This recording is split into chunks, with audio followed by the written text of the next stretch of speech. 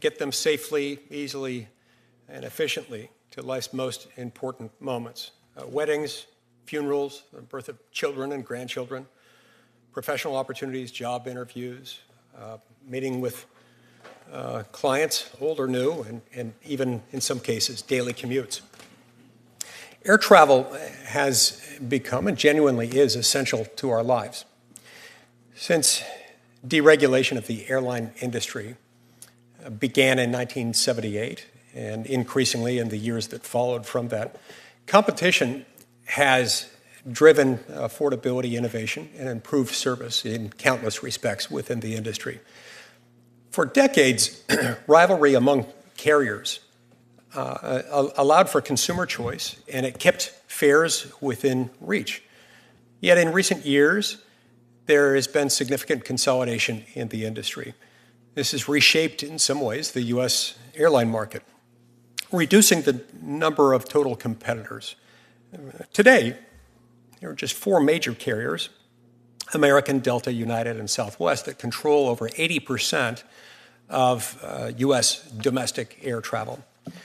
And that's a change from not too many decades ago when there were more players than that, far less market concentration. Legacy carriers have invested in creating a hub and spoke model. The model routes passengers through central airports more efficiently, and that has the effect of lowering maintenance costs, increasing connectivity, and otherwise increasing the beneficial network effects available to a larger airline. The hub system has also created some dominant positions, particularly at a few key airports. In Atlanta, Dallas, Fort Worth, Charlotte, and Newark, for example, a single airline controls between 70 and 80% of passenger traffic. In Salt Lake City, St. Louis, and Minneapolis, one carrier accounts for roughly 60% of passenger traffic. Even at airports with far less concentrated market shares, carriers often don't compete on the same routes, leaving travelers effectively with only one direct option for a specific destination. Some of this, of course, is going to happen in any system that involves as many cities, as many places where people might want to travel as others. Nonetheless, we see the trend as what it is, a trend that is perhaps resulting in less competition within the industry than we've seen at times in the past. This concentration is, at least in part, the result of a wave of mergers. Delta, Northwest, then United, Continental, and Southwest AirTran. The Obama administration initially challenged the American-U.S. Airways merger, but it reached a settlement, one that seemingly failed to address the broader nationwide concerns alleged in the complaint in that case. Most recently, the Biden administration blocked the proposed JetBlue Spirit merger, ostensibly to preserve Spirit as an ultra-low-cost competitor. In that case, the Department of Justice took an acrobatic distortion and contortion of the market and overlooked a lot of the real-world dynamics. The merger likely would have enhanced competition by creating a more financially stable airline with a larger network, one that could provide additional competition to the legacy carriers. This would have enabled more competition with these legacy carriers nationwide. And one thing we know about competition, it tends to bring down prices and it tends to result in improvements to quality as different competitors try to compete for the money of the passengers they want to carry. Yet after the merger was blocked, Spirit ended up filing for bankruptcy, as many predicted. This development raises key questions about enforcement and our antitrust framework, such as how a market ought to be defined and whether the failing firm defense captures real-world dynamics and incentives, and how this ought to frame how we think about antitrust law and the manner in which it's enforced moving forward. Low-cost carriers and ultra-low-cost carriers have been an important competitive constraint on pricing, of course. There's a lot that they add to the picture. When one of these airlines enters a market, average fares typically drop, at least for the affected routes. But those competitive forces are facing financial headwinds. Spirit is in bankruptcy. Southwest is abandoning, in some ways, the very business model that made Southwest the disruptor that it's been, eliminating free checked bags and charging for seat assignments, moving closer to the legacy carrier model. JetBlue's partnership with American and the proposed merger with Spirit were blocked. JetBlue is now seeking a collaboration with United in order to survive. Broader economic conditions also present challenges. Aircraft supply shortages, engine repair delays, and rising labor costs all contribute and weighing on the overall competitive dynamic in the industry. Additionally, with fewer competitors than we've had in the past, the remaining airlines can coordinate on capacity more easily. This limits seat growth across the industry. Limited slots and limited gates also tend to reinforce those same constraints. So do shortages of air traffic controllers and an antiquated air traffic control system. The U.S. Department of Transportation is modernizing our air traffic control system. They're streamlining FAA hiring and raising the pay that they offer to controllers. And I want to commend Secretary Duffy at the Department of Transportation for his leadership in addressing these challenges and working towards solutions to each of them. The reforms are essential, not just for safety and reliability, but also for creating the capacity that we need in order to allow for an increase in competition. Today's hearing is one that I hope will be an important first step in examining competition issues as we face them in the airline industry. Americans deserve the benefits of competition, especially when they fly, in the form of lower fares, better service, and more choices. And in advance, I want to thank each of our witnesses for coming today. I look forward to their insights. Now we're going to turn to my friend and colleague, the ranking Democrat on the committee, Senator Cory Booker. I'm really grateful to the chairman of this committee for calling this. This is an actual area, in fact, this whole subcommittee is an area where there's a lot of bipartisan alignment and a lot of really growing concern as Americans are seeing prices on everything go up. This is not the relegation of any political party. These are trends in many ways that have been going on for too long. About the airline industry, I have to say I'm a very impacted witness as well as the ranking member, because at 6'3" and larger than most Americans, I find our airline seats really inadequate, feeling that pain that many Americans are feeling in addition to a lot of the other challenges with air travel. There's just things folks don't understand. They really can't, and it's understandable the confusion and the frustrations that American consumers are feeling when it comes to airlines.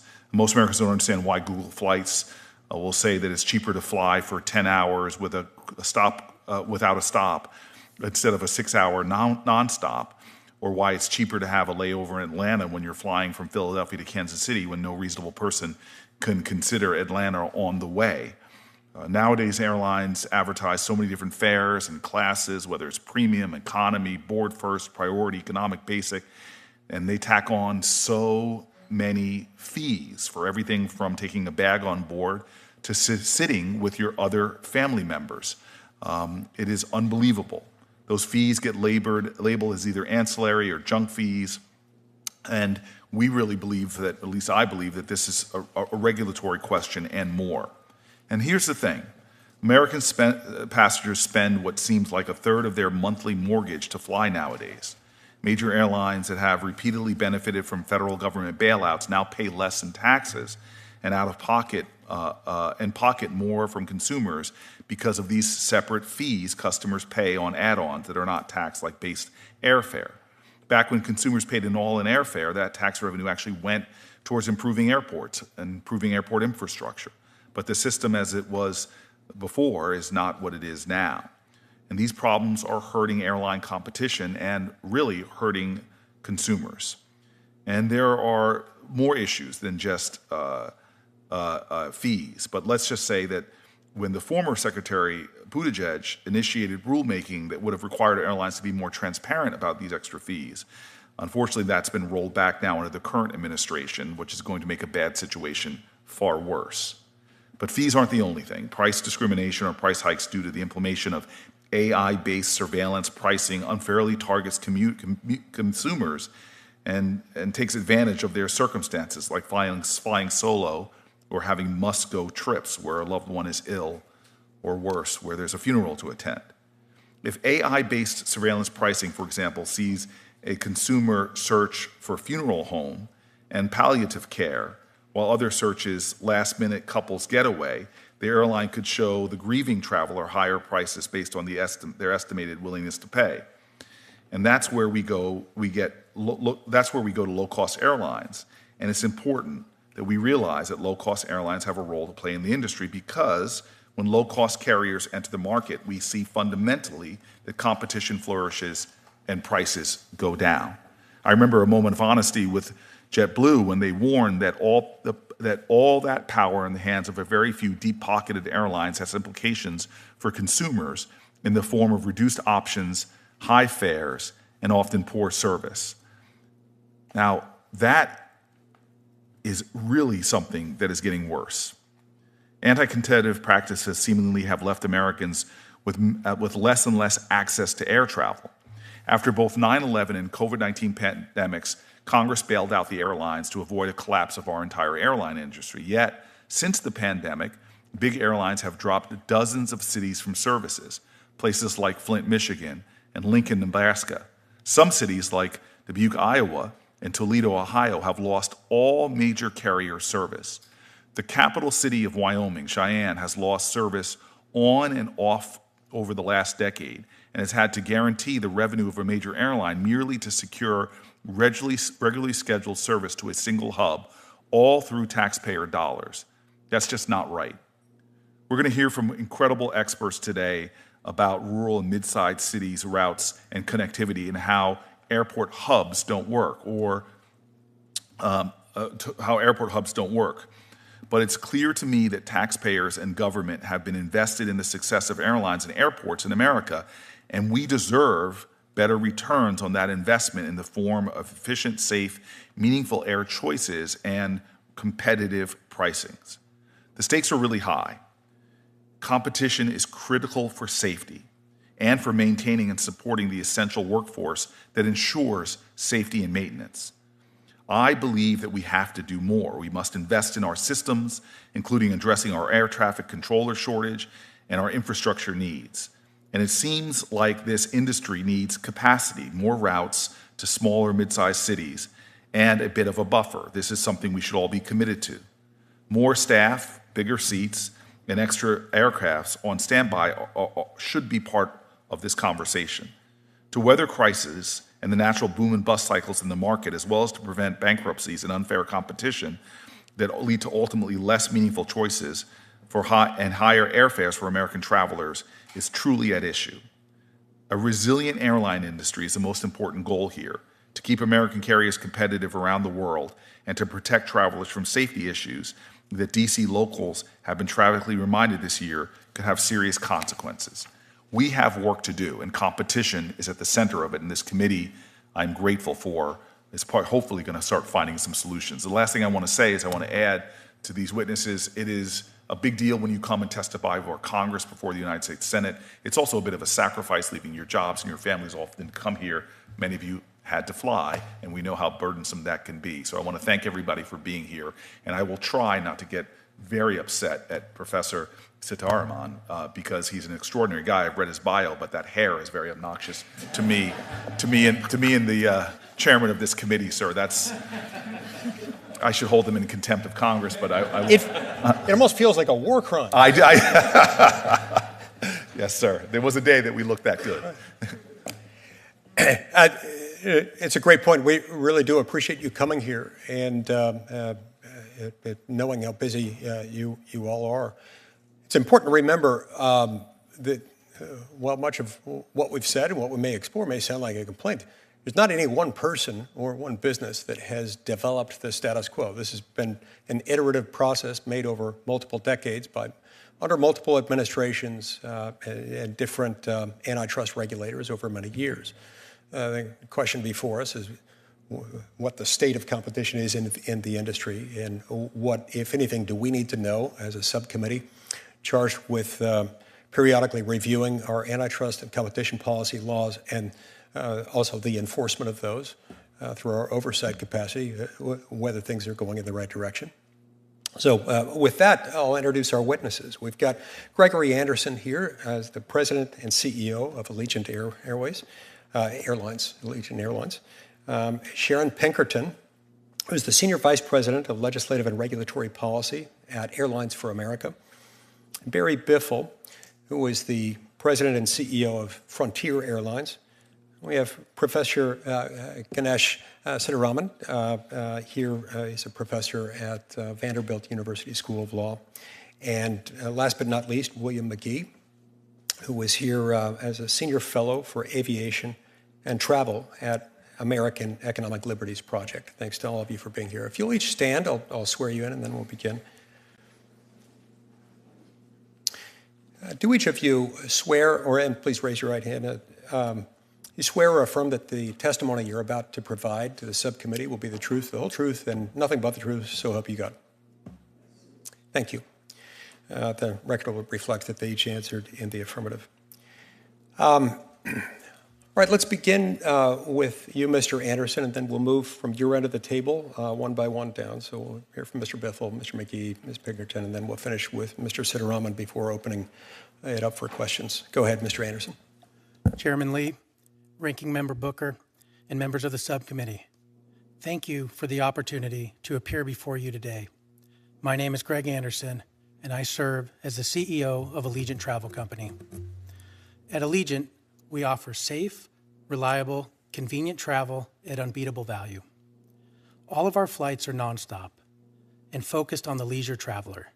Without Allegiant, many people who live outside major cities wouldn't have access to affordable air travel.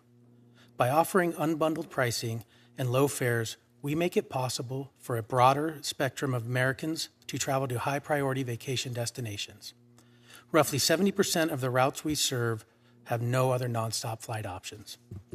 The convenience and value we provide adds competition to the market, expanding the range of options available to these small and medium-sized communities.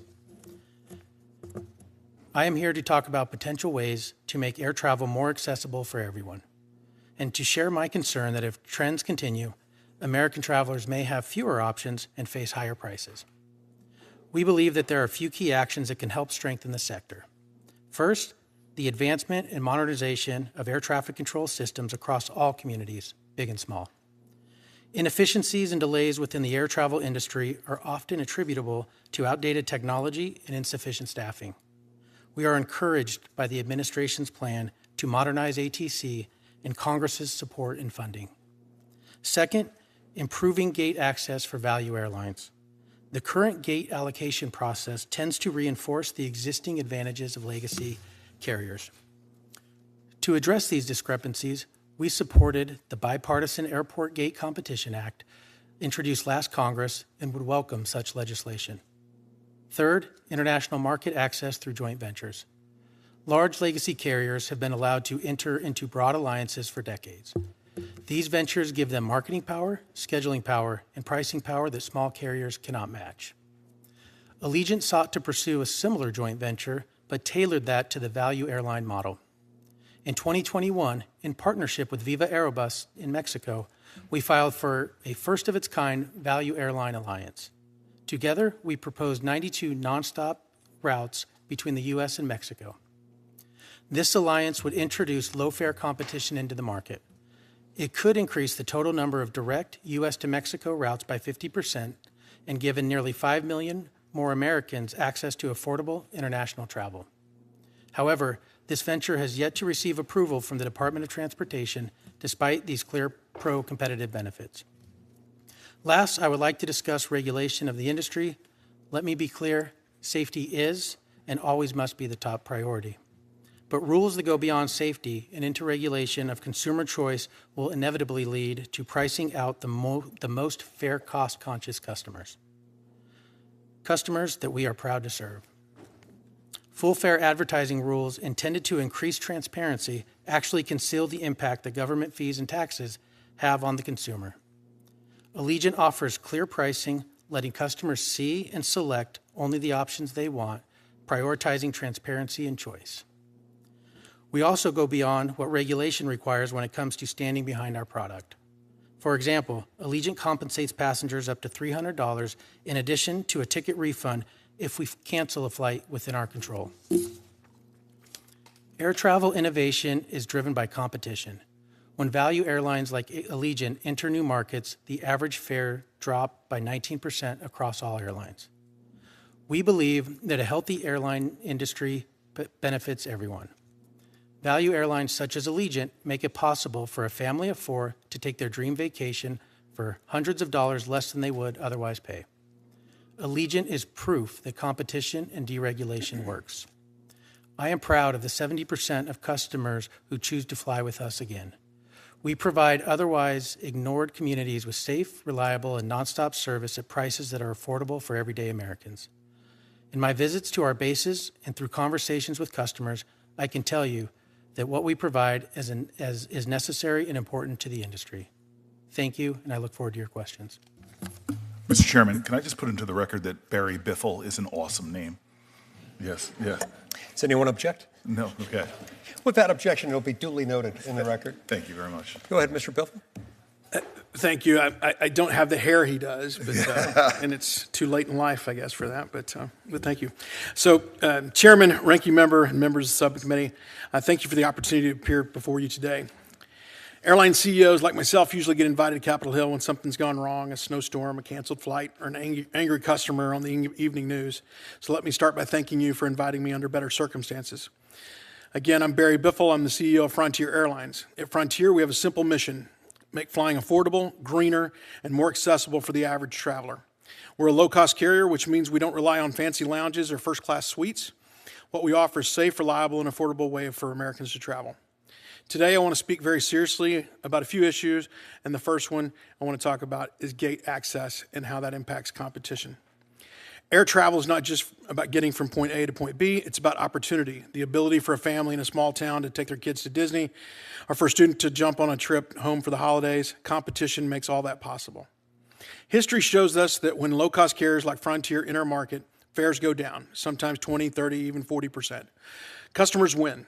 The legacy airlines, United, Delta, American, have grown traffic just 6% since 2000, while raising fares over 40%. By contrast, low-cost carriers have grown traffic by 152% with only a 10% increase in fares. That's competition at work. So the question before us is not whether competition works, it's whether new competitors are allowed to compete at all. And that's what brings me back to gates. In our industry, the gate is the front door. You can have the planes, pilots, fuel, and crews, but if you don't have the gate, you don't get to play. Right now, too many of those gates are locked up by a handful of big airlines.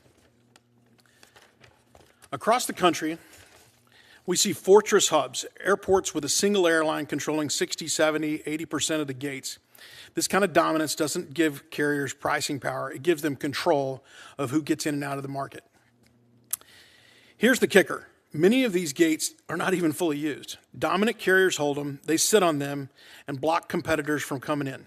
Meanwhile, customers in these cities pay higher airfares and have fewer choices as a result.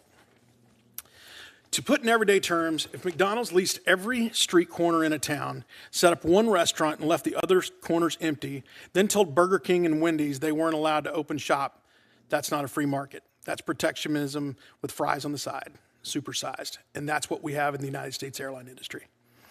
The results are predictable and harmful. Fortress hub cities, fares, and higher competition is limited. Travelers in Atlanta, Newark, Dallas, and other concentrated airports routinely pay more than their counterparts in competitive markets. So when gates are locked up, it isn't just a headache for the airlines like mine, it's a tax on the traveling public. Moreover, the single largest disruption to our airline beyond weather and air traffic control is gate holds caused by not getting gate access. Our daily flights per gate can be double that of most big airlines. However, the inefficient allocation of gates often results in our diminished on-time reliability and otherwise preventable cancellations. The subcommittee has an opportunity to fix this. I want to suggest a few practical steps. We need use it or lose it rules.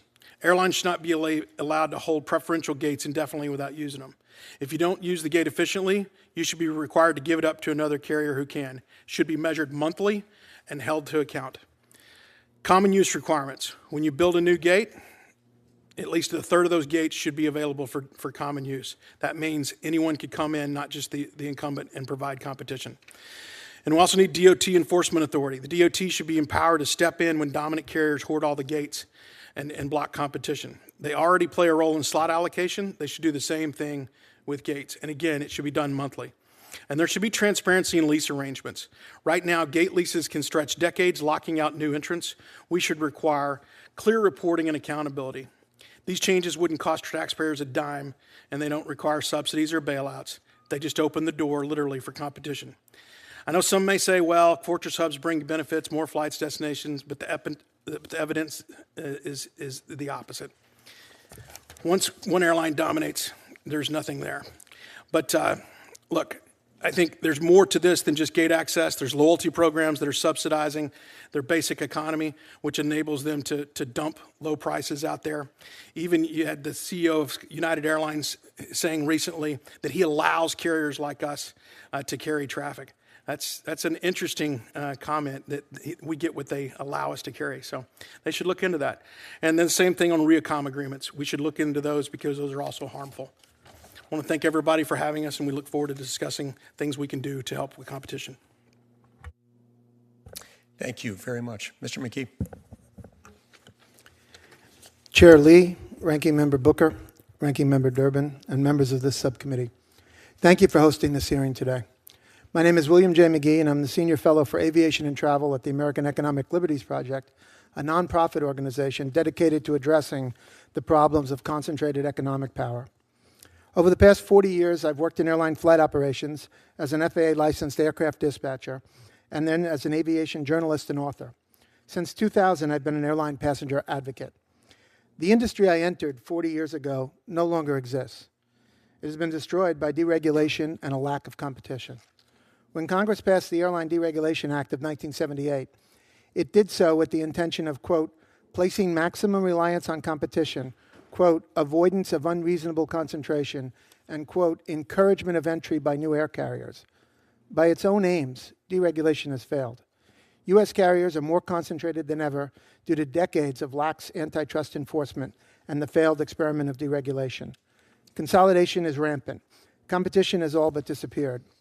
What was once a vibrant industry is now led by an oligopoly of 4 airlines, American, Delta, Southwest, and United, controlling 80% of the market. They have immense pricing power, with a smattering of smaller low-fare airlines offering only limited alternatives. Neither size carrier has a long-term sustainable business model. How do we know? Mergers and bankruptcies have both been commonplace since 1978. Numerous airlines have had to merge, go bankrupt, or get American taxpayer-funded bailouts to survive. Across 9 hubs nationwide, the 3 biggest airlines control 70% or more of all flights, including in Newark, Minneapolis, and Salt Lake City. In Charlotte, American dominates 88% of departures. Since 2007, only 2 new entrants have emerged, marking the longest dry spell in history. Despite claims from the industry that there's competition between carriers, the DOT's quarterly airfare reports suggest the 3 largest airlines, American, Delta, and United, have virtually ceased to compete against each other on price. The few remaining low-fare airlines, Allegiant, Avelo, Breeze, Frontier, and Spirit, are the only meaningful source of pricing discipline, keeping fares on average 21% lower on the routes where they compete. The Big Four thwart competition through myriad means, including fortress hubs, global alliances, devalued frequent flyer programs, branded credit cards, predatory pricing, and more. Consumers and entire communities nationwide are worse off due to airline consolidation. Passengers are left with higher fares, fewer nonstop destinations, and fewer flights. And workers have fewer rights and have lost jobs. Airlines abuse their customers without consequence, whether it's inflicting physical violence on passengers after overbooking seats or charging them to sit next to toddlers. Major hubs were closed in cities as large as St. Louis and Raleigh-Durham. These closures hit smaller and rural communities particularly hard. While committing these harms, airlines do whatever they can to avoid oversight and regulation. For example, they often ignore DOT tarmac limitations, which can leave passengers stranded for hours. Today, the largest airlines want even more deregulation at the expense of passengers. In May, Airlines for America, representing the largest carriers, filed a 93-page comment requesting that DOT weaken or eliminate most passenger protections, including fee transparency, cash refunds, flight disruption compensation, and family seating policies for kids under 13. 2 days later, DOT issued a deregulatory agenda that looked copy-pasted from Airlines for America's wish list. Given this regulatory peril, it's imperative Congress step in. This subcommittee should consider the following proposals, which would directly address the concerns of passengers, workers, and local economies. First, we applaud Senator Hawley for co-sponsoring the Airport Gate Competition Act. This is common sense legislation. It would promote competition by ensuring access to critical airport infrastructure for smaller airlines. Second, Congress should eliminate federal preemption, which has blocked state courts, legislatures, and attorneys general from any airline oversight since 1978. Third, large institutional investors often pursue stakes in all four of the big four carriers, reducing their incentives to compete. It's time to restrict common ownership in more than one domestic airline. Fourth, Congress should require the FAA to prevent the majors from thwarting low-fare competition at congested airports. Takeoff and landing slots shouldn't be bought, sold, or traded by carriers. In conclusion, the failures of deregulation and consolidation have made it clear that new and sensible approaches to regulation are long overdue to protect consumers, enhance competition, and ensure access for smaller airlines. Your constituents will tell you the truth. Flying today is a miserable experience. It wasn't always this way. It doesn't have to be this way. We're at an inflection point. Congress needs to investigate the failures of deregulation, and just as it did 50 years ago, hear from the public, not just airline executives and their lobbyists. Thank you, and I look forward to your questions. Thanks so much. Ms. Pinkerton. Thank you so much for the invitation to testify today. Today, more people are flying than ever, and for good reason. Fierce competition between airlines has brought us bargain airfares and a vast array of flight options. But it hasn't always been like this. Before the 1978 Deregulation Act, fewer than 1 in 4 Americans had been on a plane. And that's because the government controlled prices, schedules, and routes. That government one-size-fits-all approach resulted in flying being a luxury that only the wealthy could afford.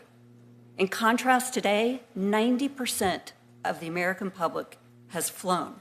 That is competition in action. Freeing the marketplace from government command and control has literally democratized air travel in this country. We can measure the state of competition in our industry using 3 metrics: price, diversity of options, and customer service. First, price. Affordable airfares are ubiquitous. Just yesterday, I got an email from one of our carriers offering a $39 fare. All airfares, including ancillaries, are at historic lows. That's the data. The price of an average domestic ticket back in 1977 was about $800. Today, it's $400, 50% less. Now, we all know, in contrast, what's been happening with the Consumer Price Index. You mentioned it, Senator Booker. The Consumer Price Index over the last year has been up 23% in all categories except one, airfare. That's gone down. In a world where inflation is hitting food, housing, medical expenses, and other essentials, the low cost of air travel is a noticeable and positive outlier. And frankly, much of that is due to the lower cost carriers. And that gets me to my second metric, the availability of diverse options. Over the last few decades, the lower cost carriers have indeed been a major engine of growth in our industry. They have taken market share away from the global network carriers. And as a result, today, the lower cost carriers carry almost 50% of domestic traffic in this country. It's important to know that the data show that the number of competitors per origin and destination city pair in this country has increased since deregulation. It's increased. Now, part of that is due to the fact that we've had new entrants join the fray.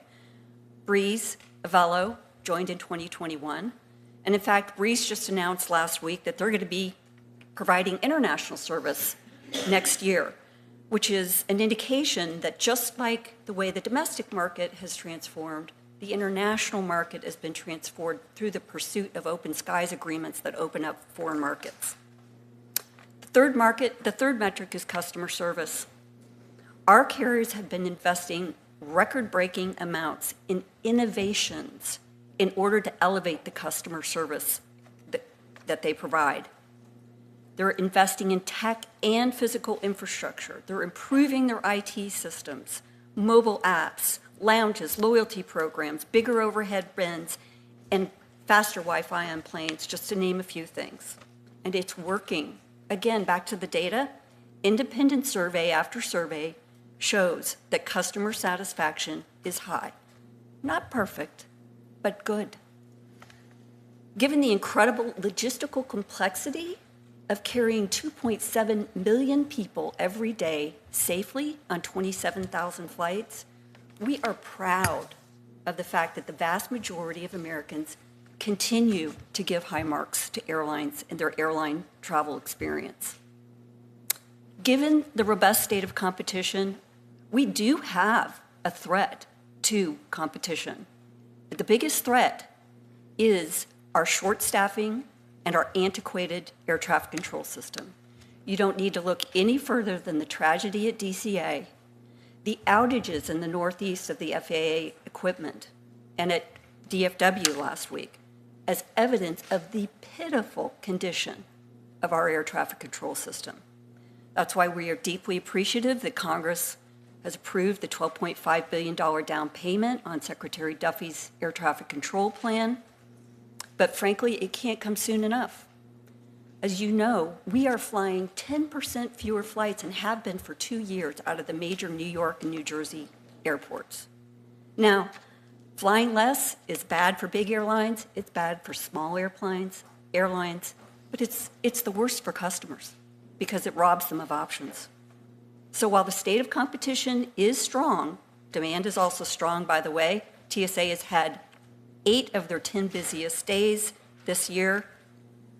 We do think Congress needs to take action. We urge you to support a new air traffic control system that will be safer, will allow for increased flying, and give customers even more choice. Thank you. Thank you. Professor Sitaraman here. Chairman Lee, Ranking Member Booker, and members of the subcommittee, thank you for the opportunity to testify on the state of competition in the airline industry. My name is Ganesh Sitaraman. I'm a professor at Vanderbilt University and the New York Alumni Chancellor's Chair in Law. I also direct the Vanderbilt Policy Accelerator. I'm the author of a textbook, Networks, Platforms, and Utilities, which covers the transportation sector, among others, and a popular book called Why Flying is Miserable and How to Fix It, which offers a history of airline regulation and deregulation. I've also co-authored some white papers on this topic as well. My testimony today draws on this scholarship, and it represents my personal opinions, not the views of Vanderbilt University. Air travel is one of humanity's extraordinary achievements, and it has become essential to modern life and commerce. The people who work in the industry, from baggage handlers and customer service representatives to air traffic controllers, flight attendants, and pilots, do us all a great service in making air travel possible.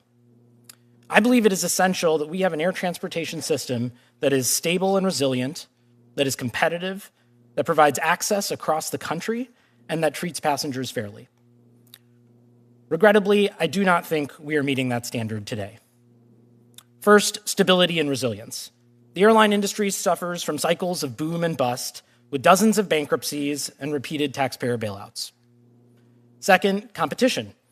The airline industry is less competitive and more consolidated than in the past.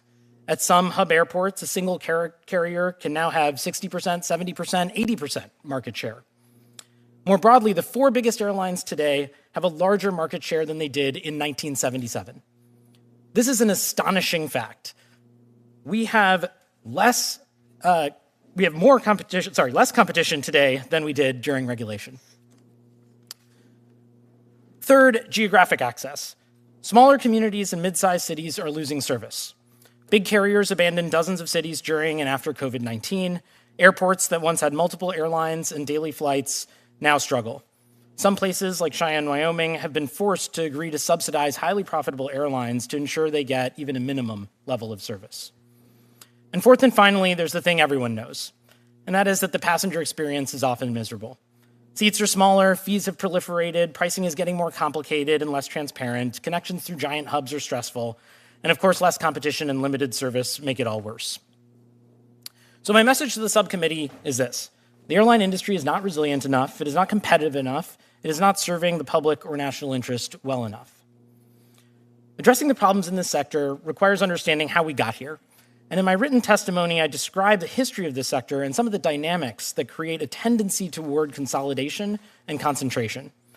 The key lesson from this history is that without pro-competitive, pro-resilience, pro-growth, and pro-passenger rules, this industry will never meet the high standard our country needs for this critical infrastructure. But I come with good news, too, and that is that you have it in your power to fix flying. On stability and resilience, you could require airlines to develop resilience plans or rainy day funds. On competition, you could expand access to gates and reduce hub concentration. On geographic access, you could adopt a draft pick plan as the one I've proposed, so bigger airlines will serve small cities at affordable prices. And you can improve the passenger experience by setting minimum seat sizes, making it cheaper for parents to fly with infants, preventing AI-enhanced personalized and dynamic pricing, and giving passengers the ability to sue airlines when they engage in abusive practices.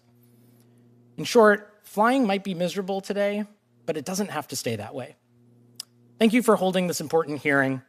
I welcome your questions, and I look forward to working with you to ensure the United States has an airline industry that meets our national needs and that is thriving, stable, and competitive. Thank you very much. Mr. Anderson, let's start with you. We're now going to go through 5-minute rounds alternating between Republicans and Democrats in order of seniority, subject to the early bird rule. But Allegiant frequently operates in a way that connects smaller airports to, among other things, vacation destinations. I know a lot of your routes pretty well because you're courteous enough to fly out of Provo Airport, and that's where I live, and it's fantastic. And you happen to fly to a couple of cities where my adult children live, and so that's very helpful. But very often you're connecting these smaller airports to vacation destinations or places where they otherwise need to travel. What headwinds have you had as a smaller, more low-cost carrier in trying to gain scale within that market? Senator Lee, thank you for the question. We're really proud of Allegiant and the model that we've developed and invented over the years. As you mentioned, we provide small and medium-sized communities service.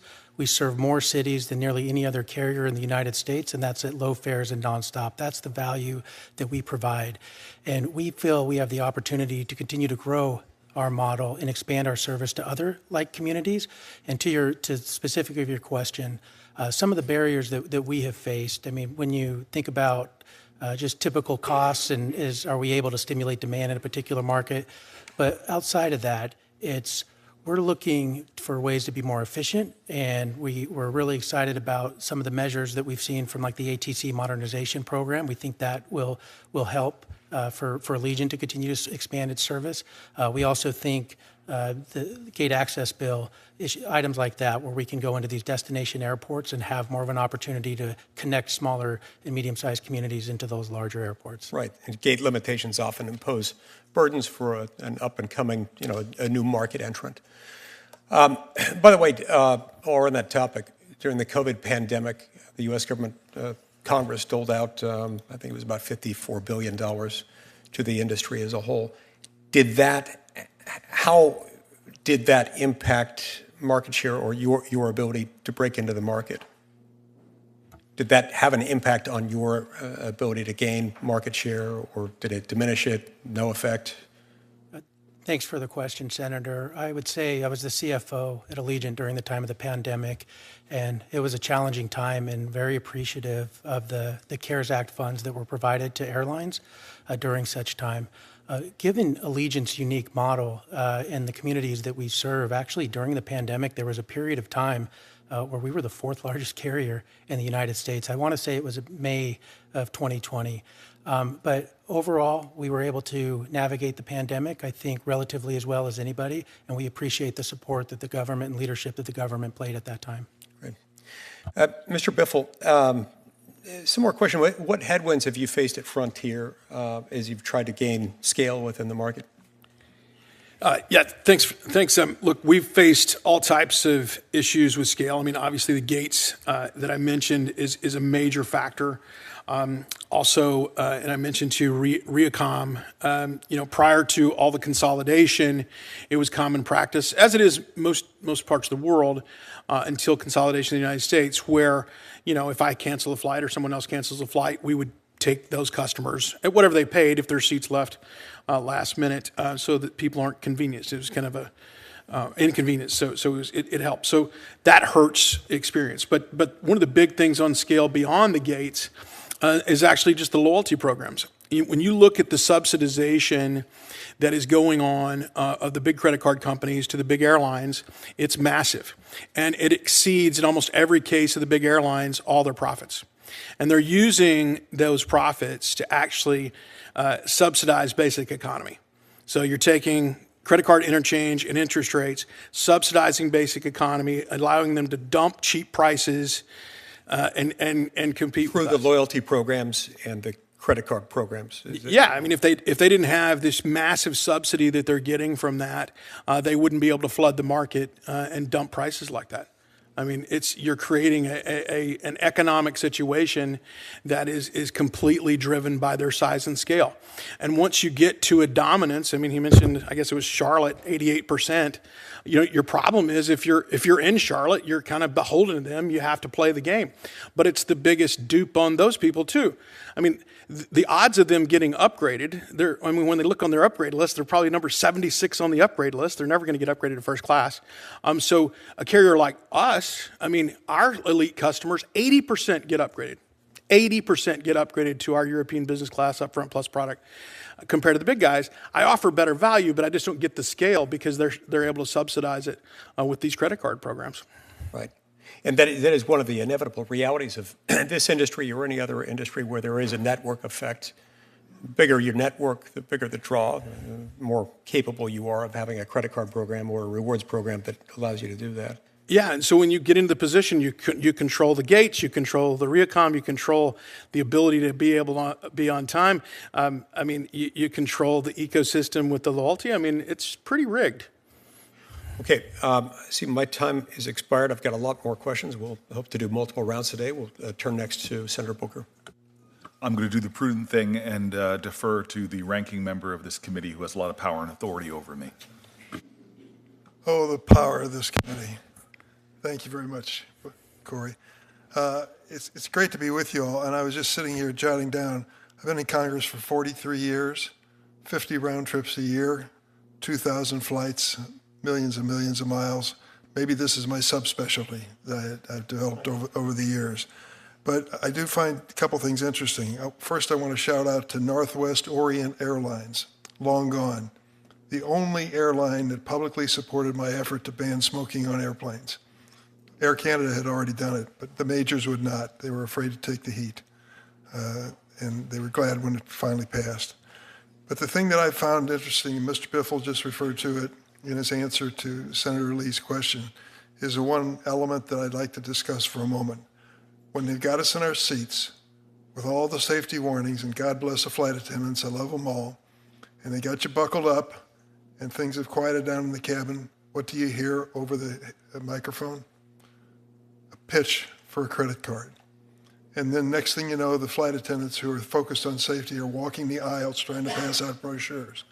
Why? You've said it. For many airlines, there's more money made on the rewards and loyalty program than on air operations. In fact, these planes are flying banks with Visa and MasterCards in them. And the airlines make their money off of the loyalty programs. What percentage of airline travelers participate in a loyalty program? Any idea, Mr. Biffle?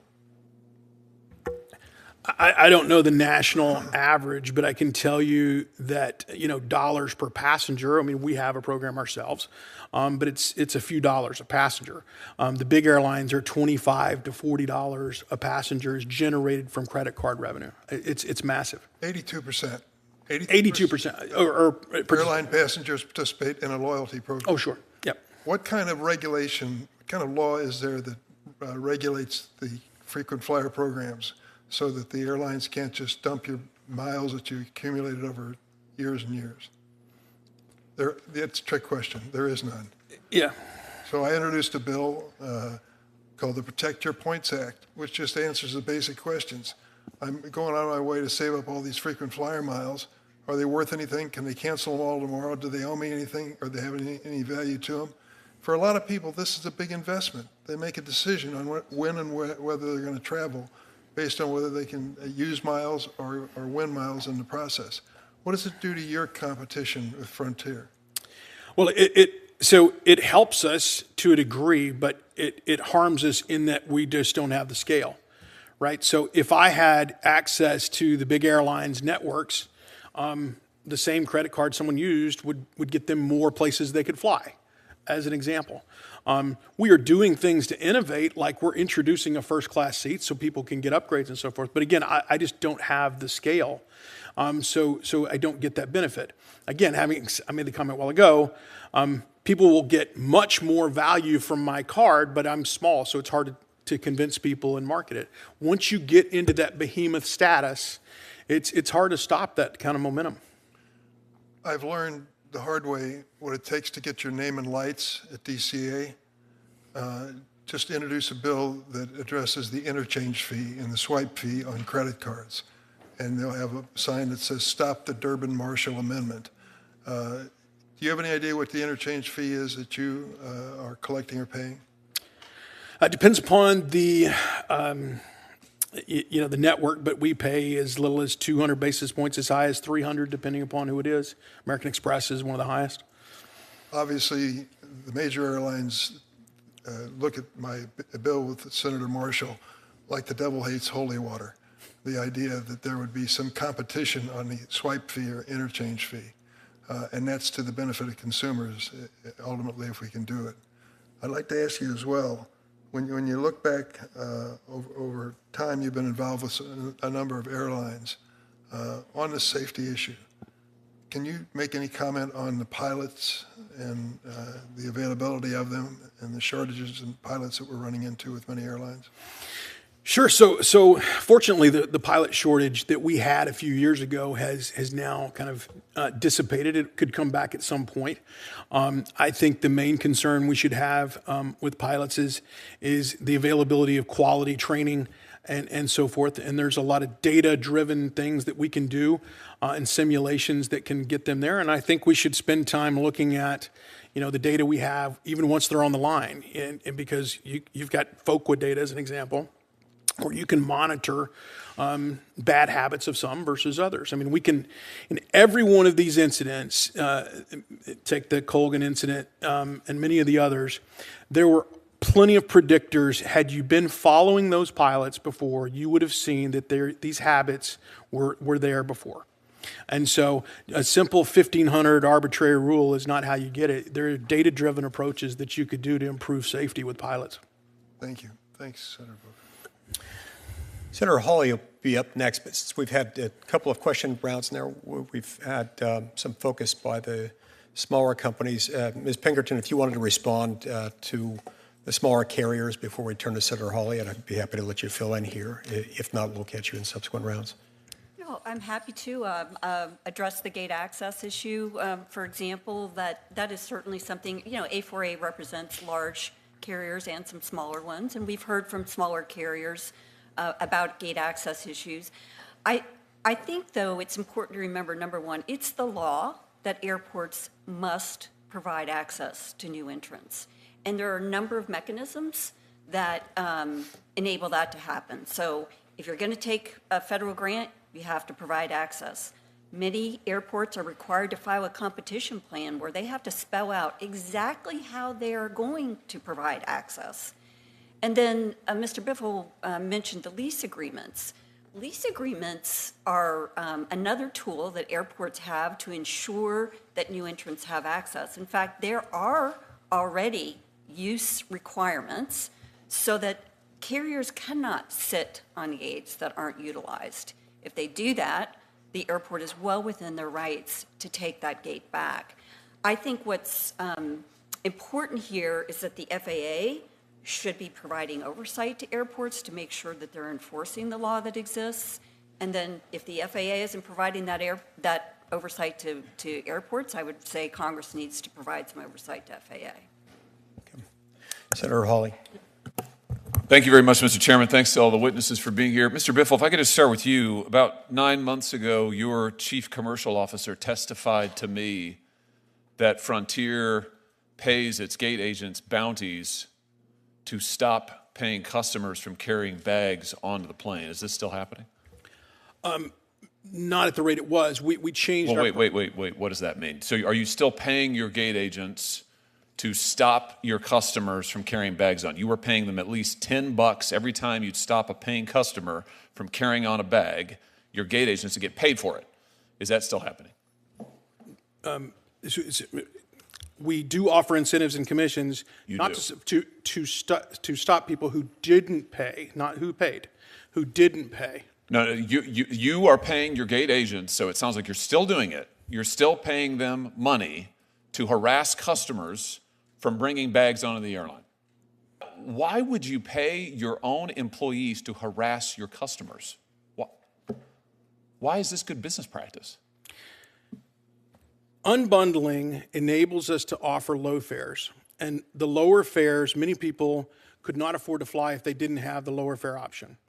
But in order for the system to work, everyone has to be treated fairly. And when people then, a small percentage. Wait a minute. Why are you paying your agents? This is going to be the only business in the world I have heard of that pays your people to harass your own customers. These are customers who have purchased a ticket. They have a carry-on bag, and you're paying your people at the gate to stop them and say, your bag is not quite right. It doesn't fit in this. We heard testimony. The Permanent Select Committee in this Senate has done a thorough investigation of this. We heard testimony from numerous of your customers saying they were wrongly stopped and harassed. There's no appeals process. There's nothing. You're making gobs of money on it. You generated $40 million in fees on this, according to your own data. That's amazing. And you're still doing it. I mean, in what world is this defensible? It's fair. Is fair to whom? Well, you continue to insinuate that they paid for their bag, and they did not pay for their bag. They paid for a ticket that allows them to have a carry-on bag, and you're paying your agents to harass them, to stop them from carrying it on. You know, only other airline I know of, Spirit, was doing this, and they stopped because they said it was a terrible experience for the customers. Your customers hate it. This is one of the reasons they hate to fly. I can't believe you're still doing it. How much money have you made on it this year so far? Considerably less, if you'll let me speak. What we did is we introduced the new Frontier. We have very simple branded choices, complete transparency. Wait a minute. How much, first of all, you're not a victim here, Mr. Biffle, okay? You are making billions of dollars, and you're treating your customers appallingly badly. And the fact that you are still paying your employees to harass your own customers, I think, frankly, is unconscionable. I said this 9 months ago. I thought for sure it would have stopped by now, but I can't believe you're still doing it. So I don't feel sorry for you one little bit. In fact, I think you should apologize right now to all of your customers for what you're doing to them. And I think you should turn around and give them back the money that you've taken by forcing them to surrender their bags and pay extra fees after they've already paid a price. I mean, I don't get it. You seem to be totally baffled by this. You think that this is just fine? I'm not baffled. I think you're insinuating that they paid for a bag that they didn't pay for. No, I'm insinuating. I'm not insinuating anything. I'm accusing you, actually, of doing something that I think is wrong, of incentivizing your own employees to treat your customers badly. And the money you're making on it is astounding, just astounding. $40 million in fees. 62% of your revenues come from these ancillary fees, of which these additional baggage fees are part of it. And you just seem to see nothing wrong with this. I mean, do you not understand that this is why people hate to fly?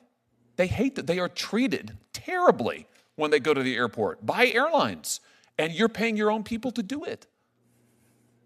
Do you want to say anything to your customers or to the flying public? I think we've made huge progress in this area this year.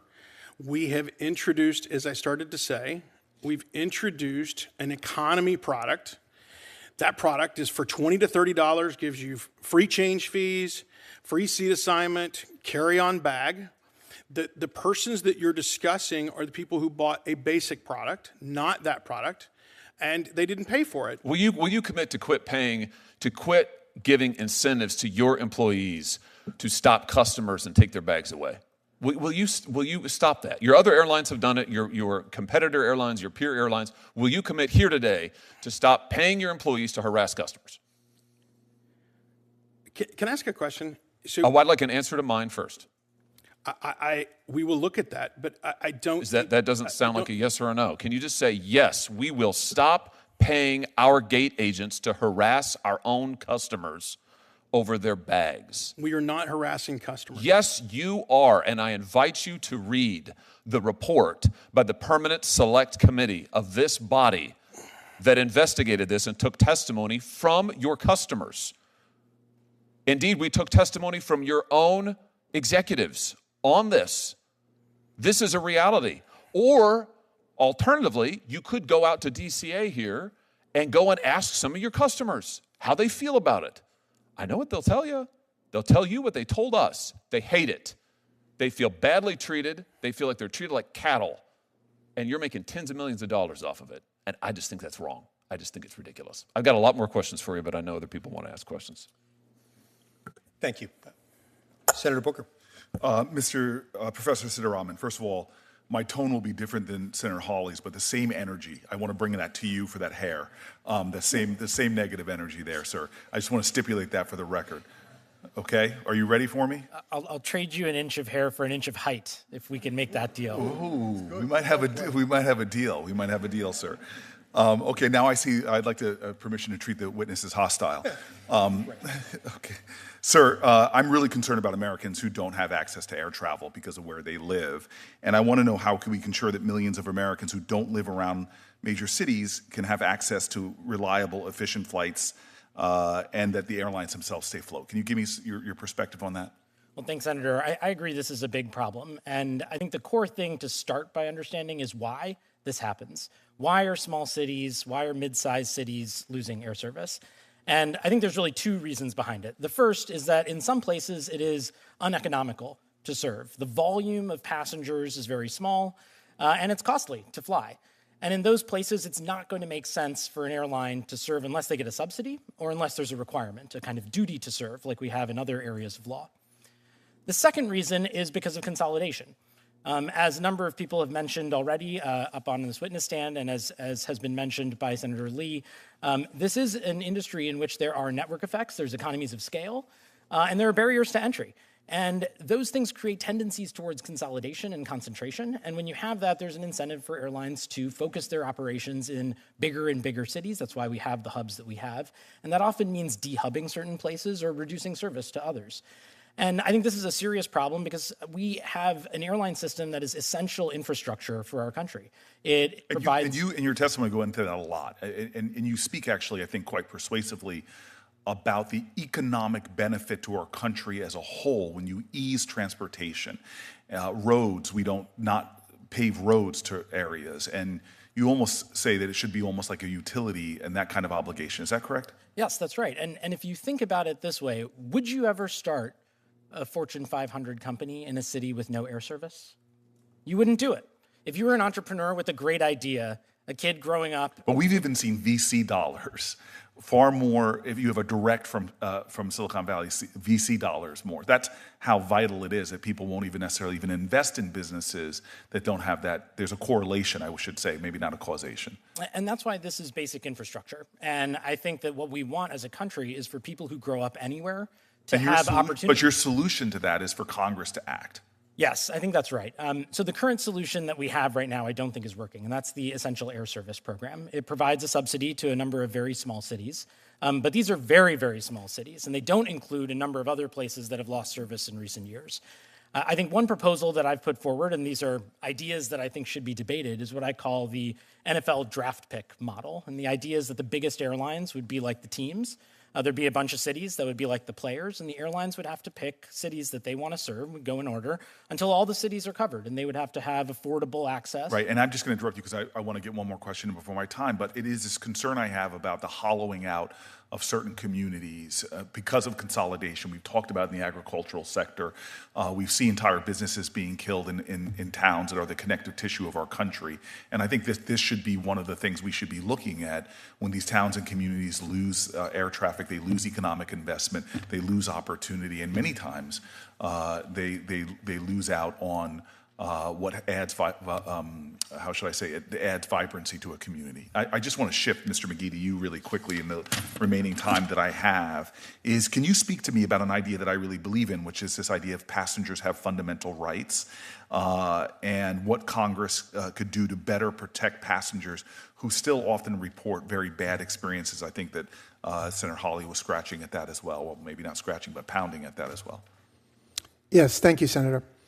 The fact is the United States lags much of the world in terms of passenger rights. This is the standard operating system in the European Union, United Kingdom, Canada, India, countries all over the world, that there are mandatory rights in terms of how you'll be compensated when there is a flight delay, a cancellation, mishandled baggage. Here in the United States, we greatly allow airlines to police themselves. They write contracts of carriage written for and by themselves, and we adhere to them every time we swipe a credit card and buy a ticket. Now, the fact is that the irony is the largest U.S. airlines, Delta, American, United, if you're flying on them and you encounter a problem, a canceled flight or a delay on foreign soil, you will be treated much better than on American soil. So if you're on Delta and your flight is canceled, you want to be in Brussels, not Atlanta. I want to just be respectful of Senator Moody, but I just want to say, because there's so much bipartisan space, and I'm not trying to be partisan, but the Trump administration has rolled back some rules that would have given passengers transparency. Can you talk about the actual impact for American consumers of that? It would be devastating. As I said, we already lag much of the world, but the few existing protections that we have, as I said, Airlines for America issued a 93-page suggestion to the DOT, and unfortunately, it seems like this DOT is adhering to it. It would be devastating. Right now, they're doing it in a request for further information. We and others will be weighing in, but we should all be on guard that if you think air travel is problematic now, it will be absolutely awful a year from now if the DOT rolls back the provisions that we already have. Thank you, sir. Thank you, Mr. Chairman. Senator Moody.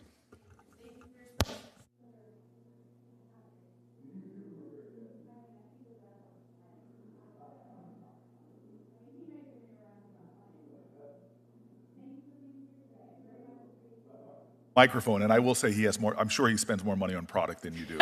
For sure. You can give me your tips later. Thank you for being here today. Very important hearing. Very important hearing.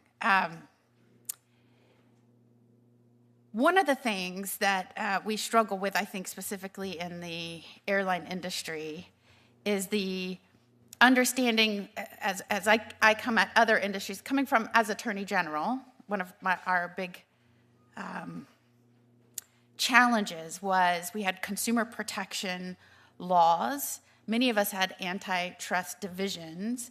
And when you're approaching mergers, acquisitions, you're always trying to make sure that there is meaningful, true competition, while at the same time making sure you're never, as a government, selecting the winners in a market, because that in of itself negates meaningful competition.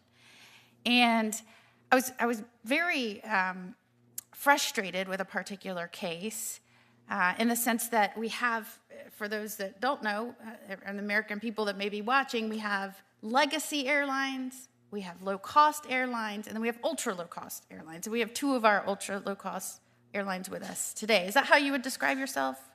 Is that your Sorry, Senator, we like to refer to ourselves as value airlines. but Value airlines. It is a common term that is used, ultra low cost carrier. So my concern is once you come into the market as a new player, and let's say you come in as a value airline or even a low cost airline, do you think that you have to stay there for the duration of the existence of your company? Is that Just answer, either one of you. Well, it is not uncommon for airlines to evolve. Probably the best example today is Southwest. Started out as low cost, and they're now evolving to offering and suggesting that they may have either other legacy or big network attributes, if that makes sense. Yeah, so I was very frustrated under the Biden administration when the Spirit and JetBlue announced that merger. And by the next March, Florida came in and looked at that and said very clearly, we can make sure we have better capacity, better flights, ensure competition. We announced a settlement. This was only probably about 6 months after the announcement. And the next day, DOJ announced they were going to fight and they were going to block that. The next day. It showed very differing philosophies on how to ensure competition and ensure that government was not picking winners and losers. Very different philosophies. And the reason we worked so hard on that settlement and announced that settlement was because we knew that one of those players was in financial jeopardy, and this was going to be a way to make sure that consumers could still take advantage of that capacity, and it might even present more competition for legacy airlines. I mean, that would be new, right? And something we would all want to see. And within a year, because the DOJ under Biden fought that was blocked. And then, of course, what we expected, Spirit filed bankruptcy. I think now they're on their second bankruptcy. I think I would like to ask Ms. Pinkerton, how can we ensure that government is not placing a finger on who wins and loses in competition among airlines? Well, I can't address your specific situation that you're talking about there, but I believe that something that is definitely an issue for all airlines are certainly what we're calling cost convergence. So we're seeing increased airport costs, we're seeing increased labor costs because we're paying our employees more, and we're seeing increased regulatory costs. So I think it certainly wouldn't be tipping scales to say we shouldn't be imposing additional costs on the industry. And also, what can we do for the entire industry? As I have said in my testimony, I really think a broken air traffic control system and an air traffic controller shortage is the most significant threat to competition because we're flying 10% less today because we don't have adequate controllers and adequate infrastructure. So that's our policy suggestion. If I had more time. I do? Thank you. Since it's so specifically related to antitrust, can I ask our value-based airlines, if in fact you were facing a situation where you were dealing with the financial health of your company and the only way to continue to provide service and capacity was to evaluate merging, do you believe government should work with the stakeholders in order to ensure that you can continue in existence, or do you think that they should block you out of some sort of... Well, I would say that... protection of Well, I think maybe let's protection go of back to legacy Spirit carriers. example. Let's go back to the Spirit JetBlue example. Having been around the industry for 3 decades, I was shocked. I mean, we created a system of the big four controlling over 80% of the market, and then 2 of the small players were tried to get together. I mean, I found it laughable that anyone would think that was something that should be stopped. In fact, I would argue that all of the other small carriers, and just stop and think about this, all of the non-big four altogether are not as big as one of the big four. You should give all of us antitrust immunity. Like your job should be to say, if I really want to fix these things, what should I go do? You should give us all antitrust immunity. You should give us not lip service about the gates. I'll give you real examples about gates. I should tell you about some horror stories about things that have happened this summer in Atlanta. I take real exception to being that the answers are that I should be fined or do things when the reality is the system's rigged against us. You fix the gates. And I think you need to look for scale things that you could do on the mileage programs. Example being, one of the things you could do is give value carriers like us, our mileage programs, access to the big airlines networks at the cost that they charge themselves for miles. I mean, there's some real remedies that the government should do to correct what we now all recognize has been bad for consumers, and that's allowing the big four to control the market. We had a low-cost airline trying to merge with a value-cost airline so that one could stay in existence. Yep. And the government said, nope, we're the government, we're going to block that, and then one had to file bankruptcy. I just don't know that that's resonated with our policymakers or our lawmakers. Hopefully this administration takes a new approach to ensuring true, meaningful competition.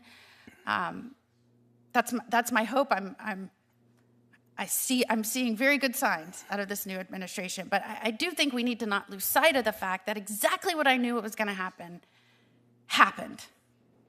And we can't keep this up if, in fact, we're trying to keep costs low and travel possible for all Americans. So thank you so much. See, you could have taken more time. The chairman was distracted for a moment by his incredible staffer behind him. We were just commenting on how outstanding your questions were. All right, Ms. Pinkerton, let's go back to you for a minute. You noted that air traffic control systems cost the economy about $25 billion annually in delays.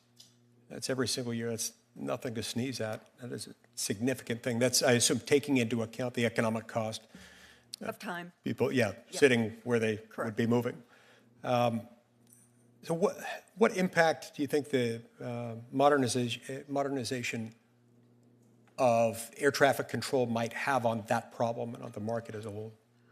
In fact, I heard Administrator Bedford at the U.S. Chamber a couple of weeks ago say that he thinks the economic benefit, I'm going to get his numbers wrong, but could be anywhere from almost $1 trillion over time, because you're not just stopping the delays and cancellations, you're building the system and allowing for more growth. And as you know, we drive 5% of the GDP, et cetera. So I'll get back to you on his exact numbers, but it is an enormous potential for economic benefit.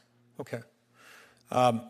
Because otherwise, you're just talking about delays because of administrative limitations on our ability to direct air traffic, whereas if we modernized it, you would have fewer of those. Fewer of those and the ability to grow Yes. instead of shrinking, which is what we're doing right now. Right. So right now, we're acting as if the pie were limited or even a shrinking pie. Correct. Yeah. We've been forced into that. Okay, thank you. That's very helpful. Mr. Anderson, I want to go back to you for a second. In your opening testimony, you talked about some of the benefits of international joint ventures. Talk to us about that. And do you see the Caribbean, Canada, or Europe as additional markets that could benefit from value, ultra low cost, whatever you want to call this niche of the market, joint ventures going on in that area? Senator, thank you for the question. We applied about 1,400 days ago for antitrust immunity with Viva Aerobus down in Mexico. And Mexico is the largest transporter international market. And what we were asking for is the ability to scale in size and compete with some of the larger carriers, the international carriers that, such as the legacy carriers that have these antitrust immunities. And so You mean the immunities in connection with the code share, the international code shares? Right, with partners. For example, there's several examples, I think dozens of them that exist today, international being a very important part of obviously the travel ecosystem. What we were looking to do was provide direct nonstop service from those communities that we serve that currently do not have it into some of those Mexican beaches such as Cancun, Cabo, or Puerto Vallarta, and to do it at lower fares. It is the biggest impediment. What is the biggest impediment to that? Is it regulatory, or is it something in the market itself? In other words, is there a regulatory reason why it's harder for them to do it, or is it just less attractive for them to go to all the work to do it with a smaller carrier? I think for us, our view is entering in the international markets, such as Mexico for Allegiant, partnering with somebody like Viva, who has the know-how and experience in that market, we think will allow us to scale in size and be more successful when we go up against some of the larger legacy carriers in the similar markets. Is there also a part of the limitation that has to do with the airports that you fly? A lot of the airports that you service are not currently international airports. Does that contribute to the problem? In other words, do you have to have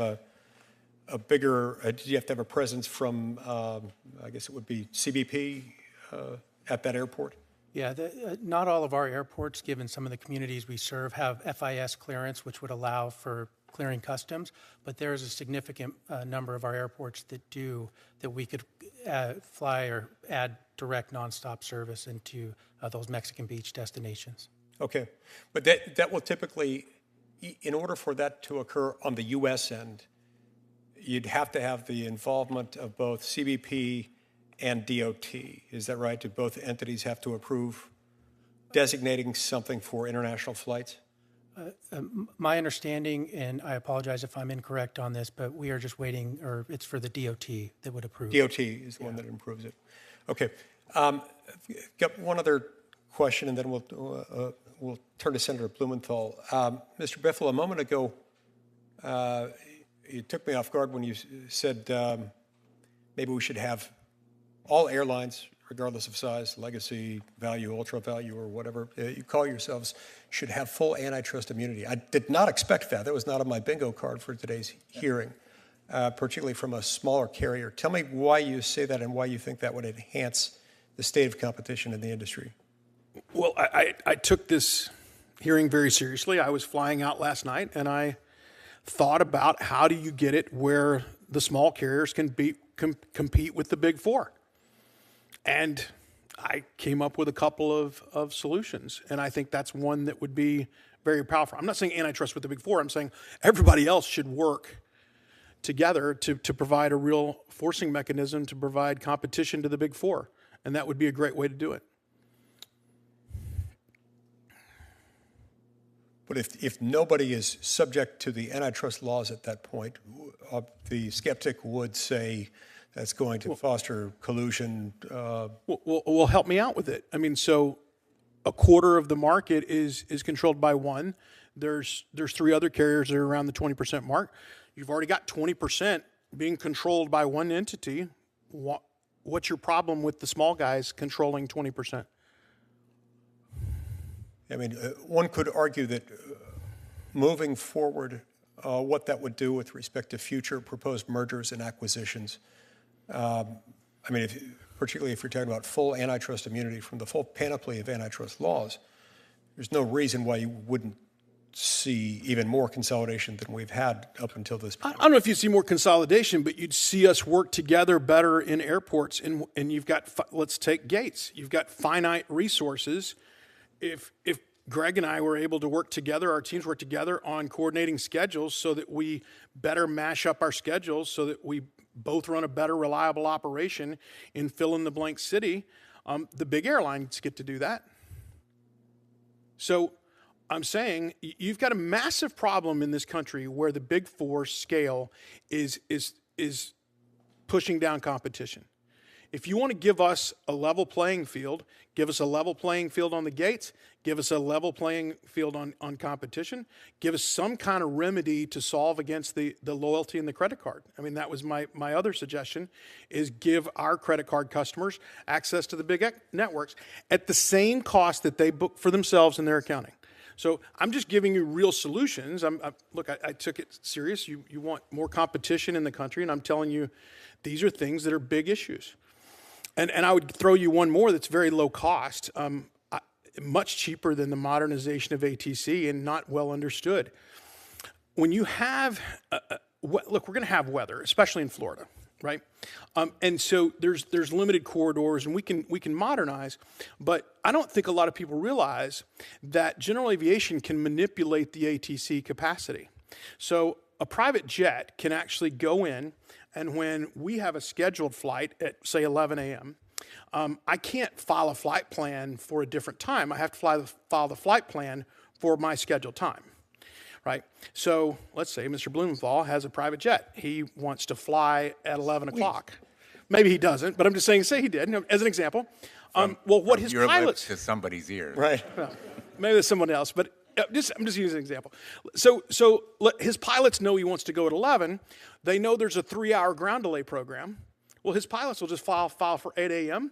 He shows up at the 11, never knows the wiser. They go take off. Meanwhile, I have to go through this airspace a couple times a day, and I blow up my crew, and then I have to cancel 2 flights with a couple hundred people on each. 400 people get inconvenienced. So 3 people could take a private jet. And this is happening every day in every major storm event for the Northeast and Florida, and this is what contributes to thousands of customers being canceled. And this is why I take real exception to people saying, oh, I should compensate them. No, I think the government should step in and look at all the places that I have to cancel a flight. Neither one of us ever want to cancel a flight. I don't want to harass customers. I don't want to cancel a flight, but I want to operate safely. There's never a time I'm going to want to inconvenience someone. There's generally a reason, and I think what you should look into is why. Why would we have to cancel at a higher rate? Take Atlanta. Let's talk about gates. So this summer, true story, I personally got involved. We had over 10 flights that had over 3-hour tarmac delays. Over 3, 5 hours. I got on the phone personally with the airport control towers in the middle of this event because I was so upset about why can we have this delay. I'm on the phone with them. We had a medical emergency on a 5-hour delay. Medical emergency. Someone would have a heart issue. We got cleared by the tower to go. Our plane starts moving towards the gate, and an Alaska plane pulled in front of us and parked at the gate. We found out that Delta controls the ramp there, and they had cleared them. While we're trying to figure that out, Delta goes and takes another plane at another common use gate. This was just happening, and no one else experienced this kind of event. But we had a couple thousand customers that experienced over 3 hours, all because we don't have the same gate access. And while all this was going on, and I take real exception to her comment earlier about there's rules, Southwest Airlines has 4 flights per day, and during that event, Southwest gates were open. I had customers and employees taking pictures, so I've got people, even including a medical emergency. An area where they have exclusive ownership of the. They got exclusive ownership of the gate, and the minimum use is only 4 flights a day in Atlanta. They can control a gate with 4 flights, and yet I'm using the equivalent of 10 to 12 flights. Anyway. Okay, I apologize to Senator Blumenthal. I didn't intend to eat up that much time. You're up to bat. Thank you. And I'm going to give you all the time you want now, both because I feel bad and I want to ride on your plane someday. So, You know, I always knew I disliked those private planes, and now I know why. And just anecdotally, I fly from Hartford to Washington, D.C. pretty regularly, and I fly in the regular, whatever it's called now, class, and every other flight someone will say to me, I thought you guys had private planes. And I know that my colleagues from places a lot more difficult to get to than Connecticut wish they had private planes, but we experience the same kinds of travails that your customers do. And plainly, we have a lot to learn about how we can improve this system, because it sounds like we're often, to me, dealing with a system that is decades old, and we've failed to use the more modern technology on air traffic control, on the gate system, kind of an archaic rubber bands and glue kind of system that we have right now.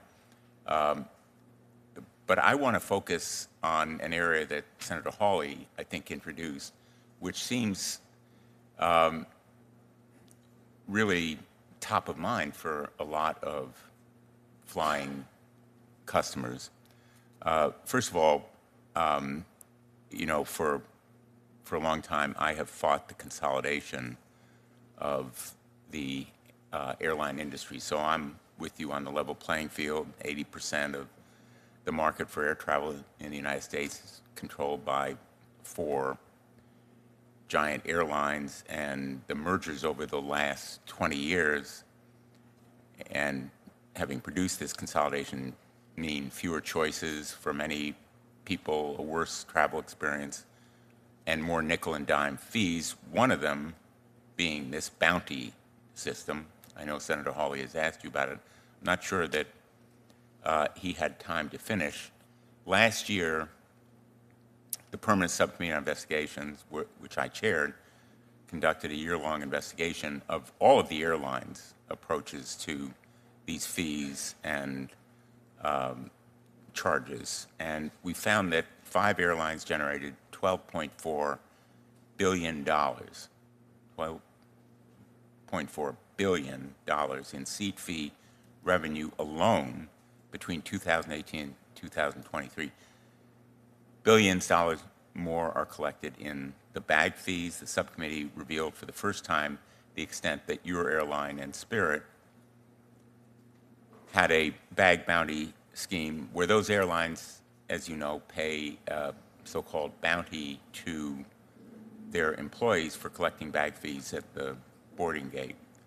So first I'd like to know, and I think you answered this, that the practice is continuing, what the justification would be, what explanation you would have, but also what can be done about those other fees, the charges for sitting together, family members, the charges for the other kinds of services that are provided when the cost for them to the airline is way below what is charged, and therefore it is used as a profit or revenue center. I'll begin with you, and maybe others can answer.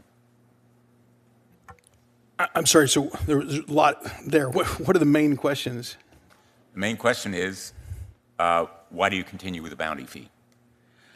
Well, so at Frontier, we want to enable the most people to fly. We have the lowest costs in the country. We actually generate the lowest amount of revenue per passenger. So we're giving more consumers the ability to fly than others.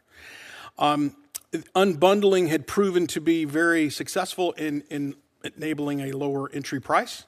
And just like you sell a car, there's cars that you can buy a Tercel that's stripped down, or you could buy a fully loaded Cadillac Escalade. And so it has been common practice in the world to offer a base model and bundle them back up. And so what has happened is that if you have a system like this, if people cheat, it's no different than somebody shoplifting. I mean, if they go through, take a product, and the other person is charged for, that's just not fair to consumers. But just to stop you there for a moment, I understand the business model, but it seems to me that if you were to raise your prices just ever so slightly, you could compensate for the fees that you charge on the bags, and most important, people would know before they got to the gate what the charges would be, because right now they arrive and some agent at the gate figures they can be rewarded, so then someone is charged. Well, let me go back. So look, I want to be the most friendly. We believe we've tried to be the most friendly. And I hope we could agree that that would be right. So before I answer the question about unintended consequences, so Southwest Airlines earlier this year announced they're going to start charging for bags. And we saw this as a major opportunity. We thought, my gosh, they've spent billions of dollars to build this brand. And, well, gosh, if it was so important, these are things people complain about and so forth. Let's do it. So we announced that we would adopt free bags, right? And quite honestly, I was really hoping it would work for all these reasons. I wish they would. But you know what we found? It worked for a few days and we got a lot of publicity, but ultimately people didn't want to pay us more. There's what people say and then there's what they actually do. And so I'd love to be as friendly as possible. So what we've done, I don't want to pay anyone a bounty. And we've cut it way, way down because I've introduced an economy product for as little as $20. People are getting a bag, free change fees, and free seat assignments. And so with that low price, there's very little cheating going on. But the problem is if you don't have some kind, I'd love to figure out a way to do it. The challenge is that everybody will flood them and not comply. And it's not fair to other people. It's just like insurance fraud. I mean, it's not a victimless crime. So I'd love to figure out how to do it and have the best experience possible because I think we are on the side of the consumer. People can afford to fly by flying Frontier. So having said that, we haven't figured out a better solution just yet. And I even tried to raise the prices a little more, but it just hadn't worked. I don't want to dwell on you, but I understand your answer. Let me ask Mr. McGee. My impression is the three largest airlines raised their bag fees pretty much in lockstep. Is that a sign of lack of meaningful competitive pressure to charge lower fees or other ancillary fees? Thank you, Senator. And yes, I think the answer is absolutely. I mean, what we see with the big three in particular, American, Delta, and United, not just on fees, but even on fares. There's no need to signal pricing in this industry. Everybody sees them in ATPCO, in the reservation systems, et cetera. They see the prices. They don't have to have a clandestine meeting somewhere to talk about it. And there's no question that they're in lockstep. That's not our opinion. That is stated every 4 times a year in the DOT's quarterly airfare reports. We were pouring over the last year's worth over the weekend. And you see that on routes in which the only competition is any combination of the big three, American and or Delta and or United, 3, 2, or 1 of them, you're paying the highest fares in the country, all across the country. And, you know, I spoke about the effects of the low fare carriers, but that doesn't mean there still isn't a lot of consumer anger and confusion over fees, and particularly the transparency of fees. And when you get to the gate, that's not the time you want to know that suddenly you can't, bring your carry-on bag with you, because that was the deal that you agreed to. As I said before, these contracts of carriage, they are written by and for the airlines. We don't get to say, well, wait a minute, what about our rights? And so when you swipe the credit card, you're adhering to it. Senator. I was going to say I'll give you a chance to answer. Thank you so much. From Airlines for America's perspective, none of our carriers charge a bounty. None of our carriers charge a fee for families sitting together. And none of our carriers are colluding on price. We are incredibly transparent. That is called competition. Absolutely.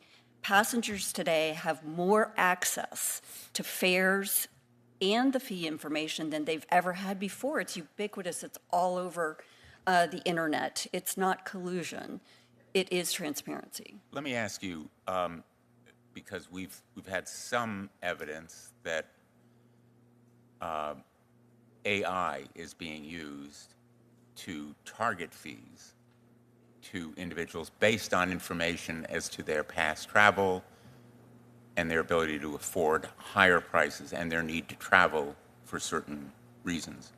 Can you commit that none of the airlines that are members of Airlines for America use AI in that way? In fact, to prepare for this hearing, I asked the carriers exactly that, and all of them, to a carrier, said no, they do not use personal information to do pricing. So if I wrote to them, and I intend to do it, you can guarantee that they would be willing to tell me that they never use personal information in artificial intelligence systems to change prices, vary them. To target a price toward you, and using personal information to target a price toward a person, they do not. Now, as I think Mr. Johnson from American told you, if you want a free bag, you need to put in the fact that you're a frequent flyer at American. So they do use that kind of information, but absolutely they do not use personal information like did you have a death in the family or anything like that with AI. Well, I don't mean only a death in the family. I mean, have you traveled first class on an... Okay, well, I don't want to prolong this questioning, but thanks, Mr. Chairman. Thank you. Senator Britt.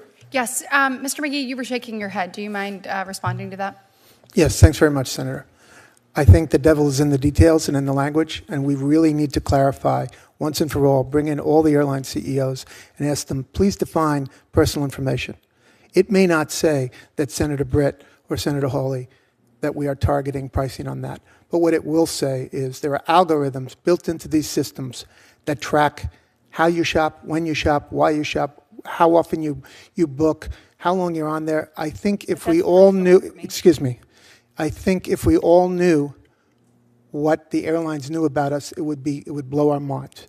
And I can tell you, at Consumer Reports in 2001, almost 25 years ago, we first stumbled upon this odd thing where we were doing testing just to see which were the best websites. And we suddenly found, well, wait a minute, in real time, doing very precise testing with identical itineraries, we were getting different results on different browsers and different computers. That's 24 years ago. I can't imagine how much the technology has improved since then.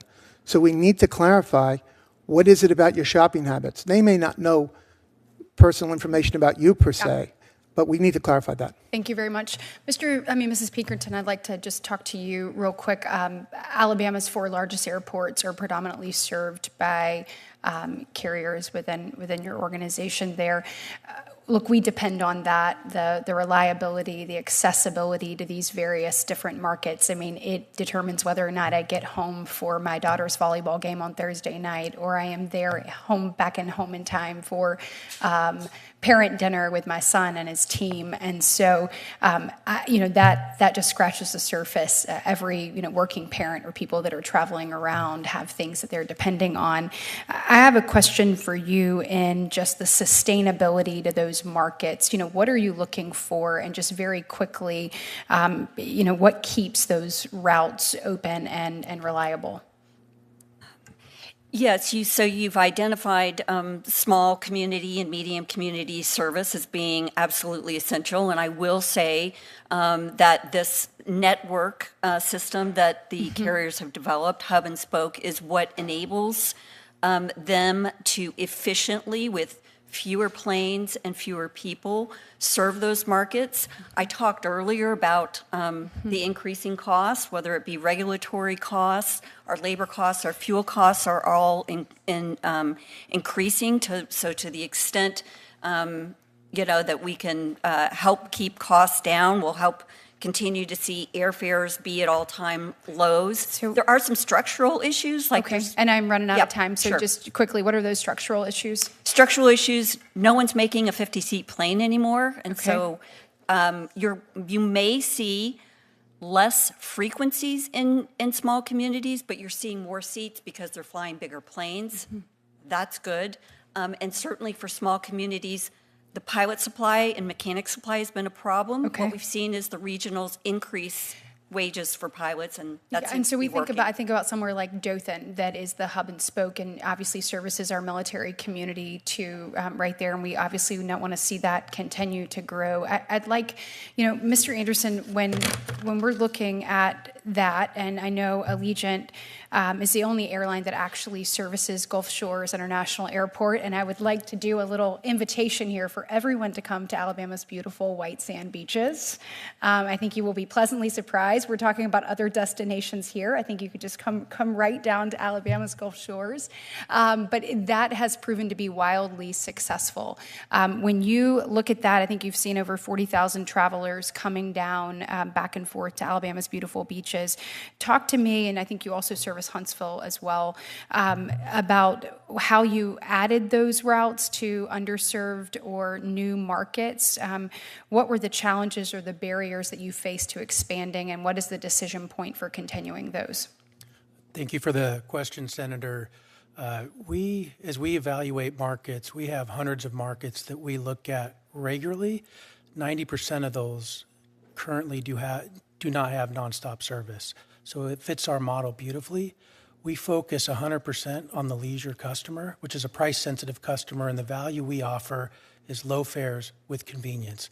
And when we entered into the Gulf Shores and the Huntsville markets in Alabama, those fit our model beautifully, and they've been successful, and we're excited about what we're seeing. We have service from Kansas City into Gulf Shores and other communities throughout the Midwest. But when we see the ability to stimulate demand and keep costs low, that's good, and that allows us to continue to grow our unique model. Mr. Biffle, I'd like for you to answer that same question as well, but before I do that, Roll Tide. It's a big win on Saturday. Good stuff. That was huge, right? It really was. My favorite play was the Caden Proctor to the side, number 74, getting the ball. I don't know if y'all watch this, but you should Google it right now. Oh, well, my favorite was the look on Kirby's face when he was walking off the field. But that was something, too. That was good. So tell me, how do you decide about new markets, and how do you expand those? So look, we unlike Allegiant, we're more in competitive. I forget it's less than a few percent of our routes have no competition. So we tend to focus on giving consumers a choice in established markets.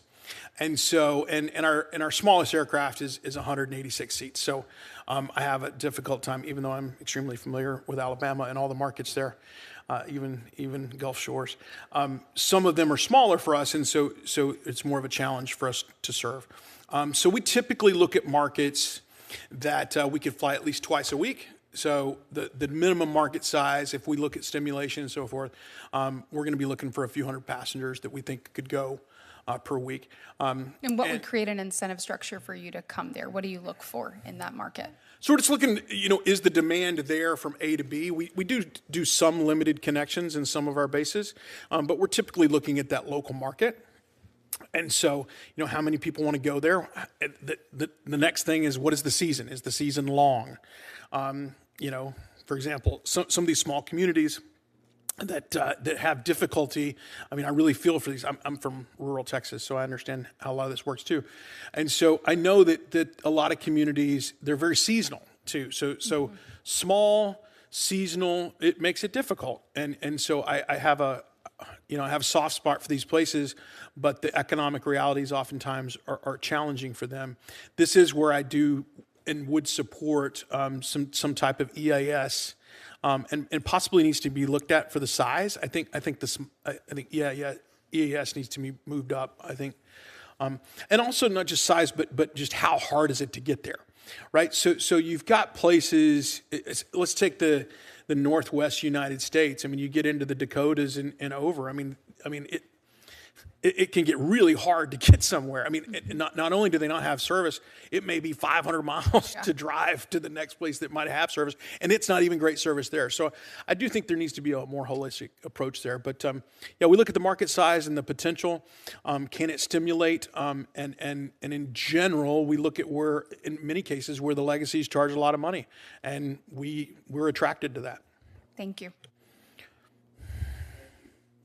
Okay, I have another matter I've got to attend to, so I'm going to hand the gavel off to Senator Hawley as I recognize Senator Booker, who will be up next. It is unlikely that I will be able to return before you've adjourned. I will come back if you're still in session after then, but I will leave that in the hands of he who holds the gavel. And Senator Klobuchar, you're recognized. Before you leave, Senator Lee, can I clarify something earlier? Sure. And just to make sure I understood you and you understood me, when I suggested that we should have antitrust for the carriers, I mean just the small carriers, not with the big four. Okay, that makes sense. I'm saying that by that part. I'm just a lot of news. I'm saying the small carriers that represent the 20%. Gotcha. Could work together to be a force to compete with the big four, not across them. They don't need any more help. Yeah, I thought maybe you were setting yourself up for an acquisition or something. No. I apologize. Maybe I spoke too fast, but I just wanted to clarify. I was just saying, I think, I'm just, again, looking for practical solutions to fix this situation. So. Okay, that makes sense. Thank you. Okay. Thank you. I want to thank Chairman Lee and Ranking Member Booker for this really important hearing. And I will say that with everything going on, that's a little bit of a euphemism. Today, the fact that we've had so many senators here and that they as leaders had so many senators here show how important this is to people. So our airport was once again named best in the country. Yeah, you're welcome. But we hosted more than 340,000 planes carrying 37 million passengers last year at Minneapolis St. Paul Airport, and of course, major hub.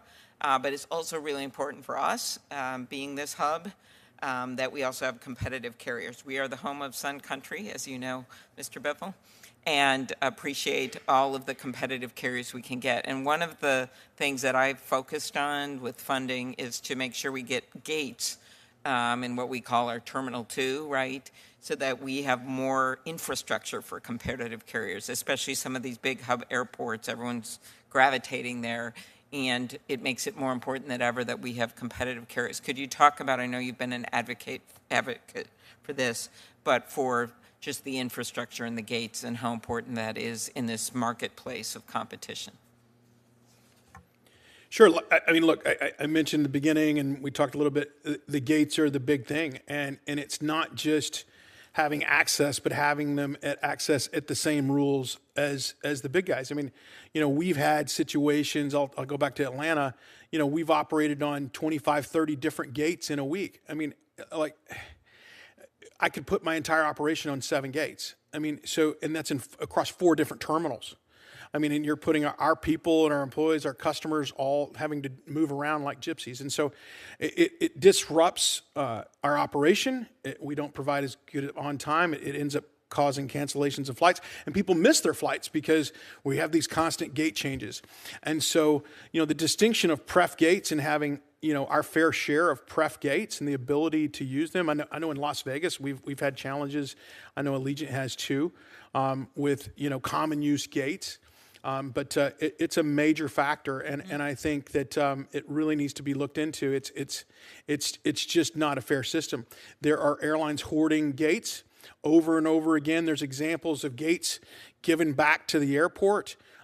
Airlines like us trying to get them, and all of a sudden the legacy carrier in fill in the blank city all of a sudden just happens to get those gates, and nobody seems to care. I think who cares is when you look at the numbers, right? When low-cost carriers serve a route, it's 20% lower.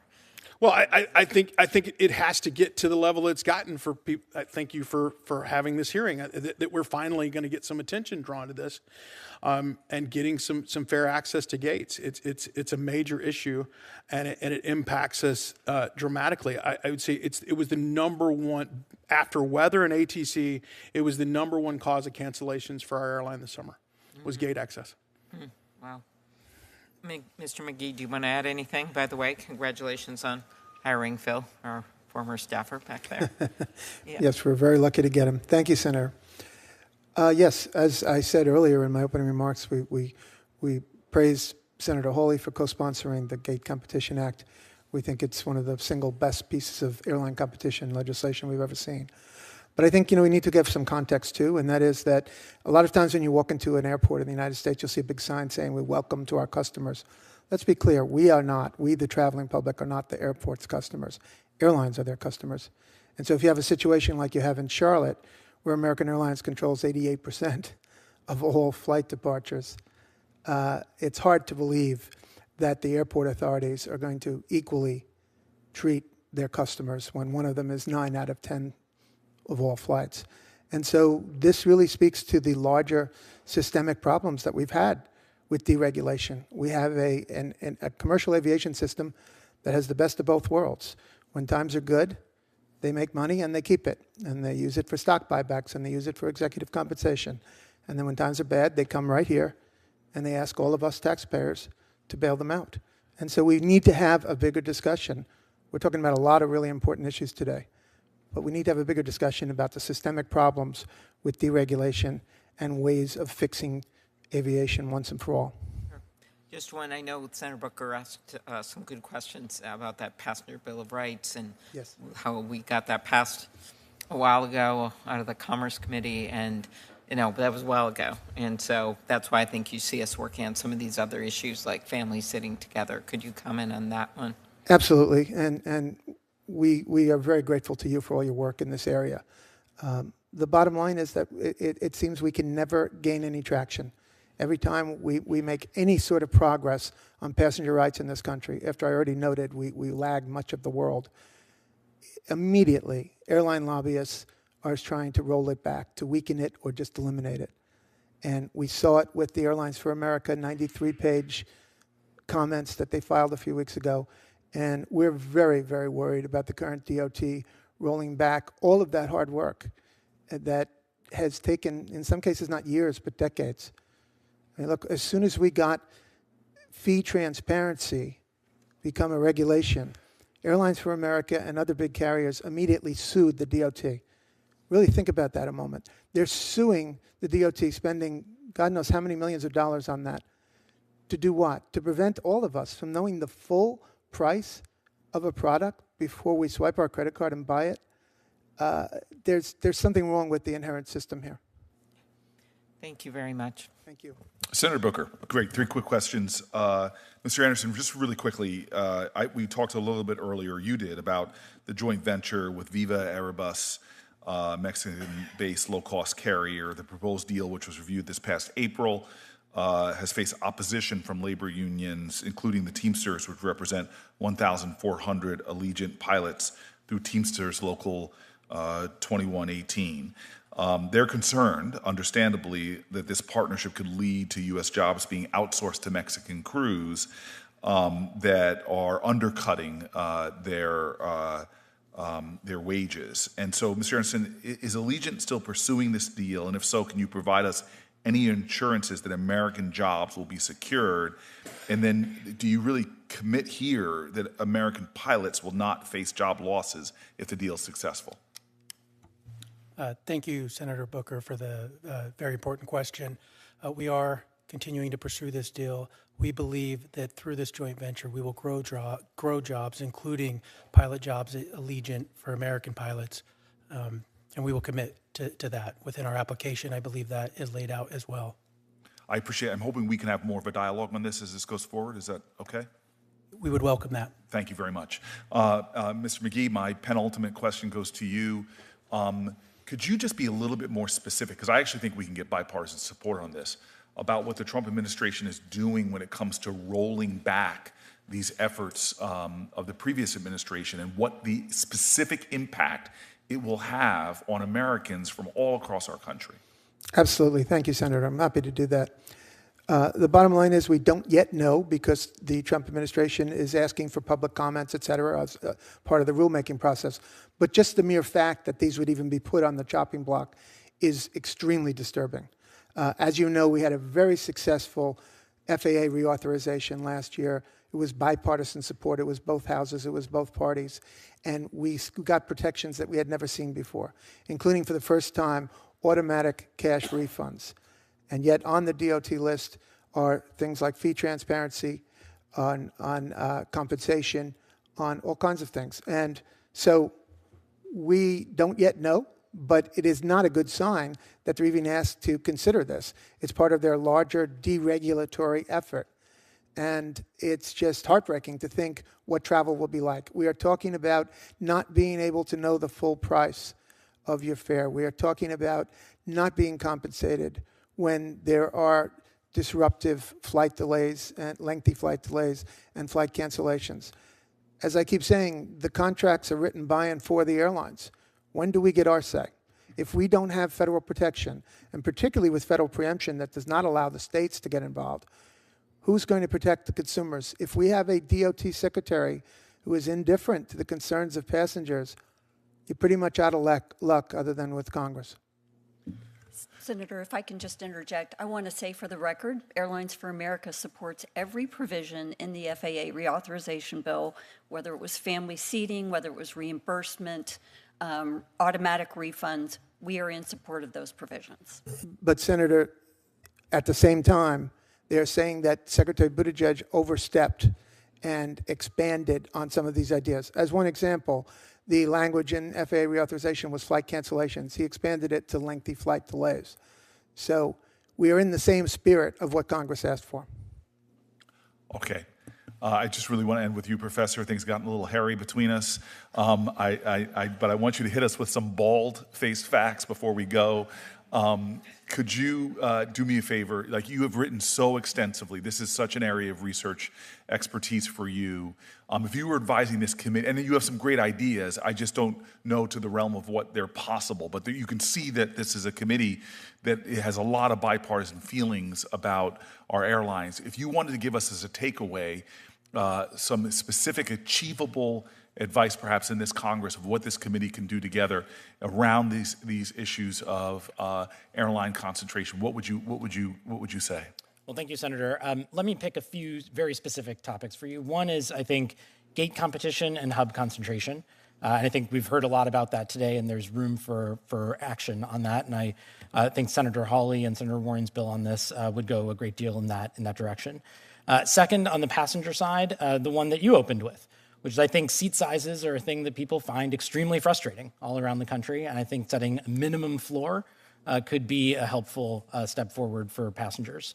And then third, on stability and resilience, I think everyone is frustrated when you have an industry that does extremely well in the good years and then comes running to Congress for taxpayer bailouts and support when times get tough.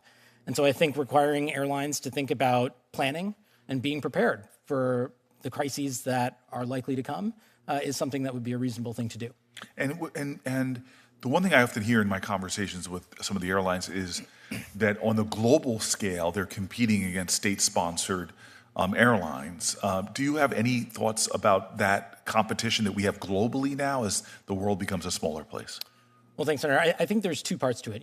One is sometimes you hear from people that the way to increase competition is to open up for foreign carriers to operate within points in the United States. And I think that's potentially a mistake because they are state-sponsored and might be able to predatory price airlines here. I think the second thing is we need to think about the competition side as well. And a number of people have touched on this as well, but I think there are real questions around partnerships and loyalty programs there too that could have an effect on competition.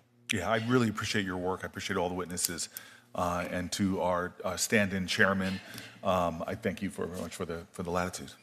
Absolutely. Thank you. Let me just ask a question about the FAA reauthorization or tied to it, and thank you for mentioning it a couple of times now, Mr. McGee, and particularly the automatic refunds portion. That was my amendment with Senator Warren. We're well aware of it, Senator, and we appreciate it. I'm glad that we were able to get it passed.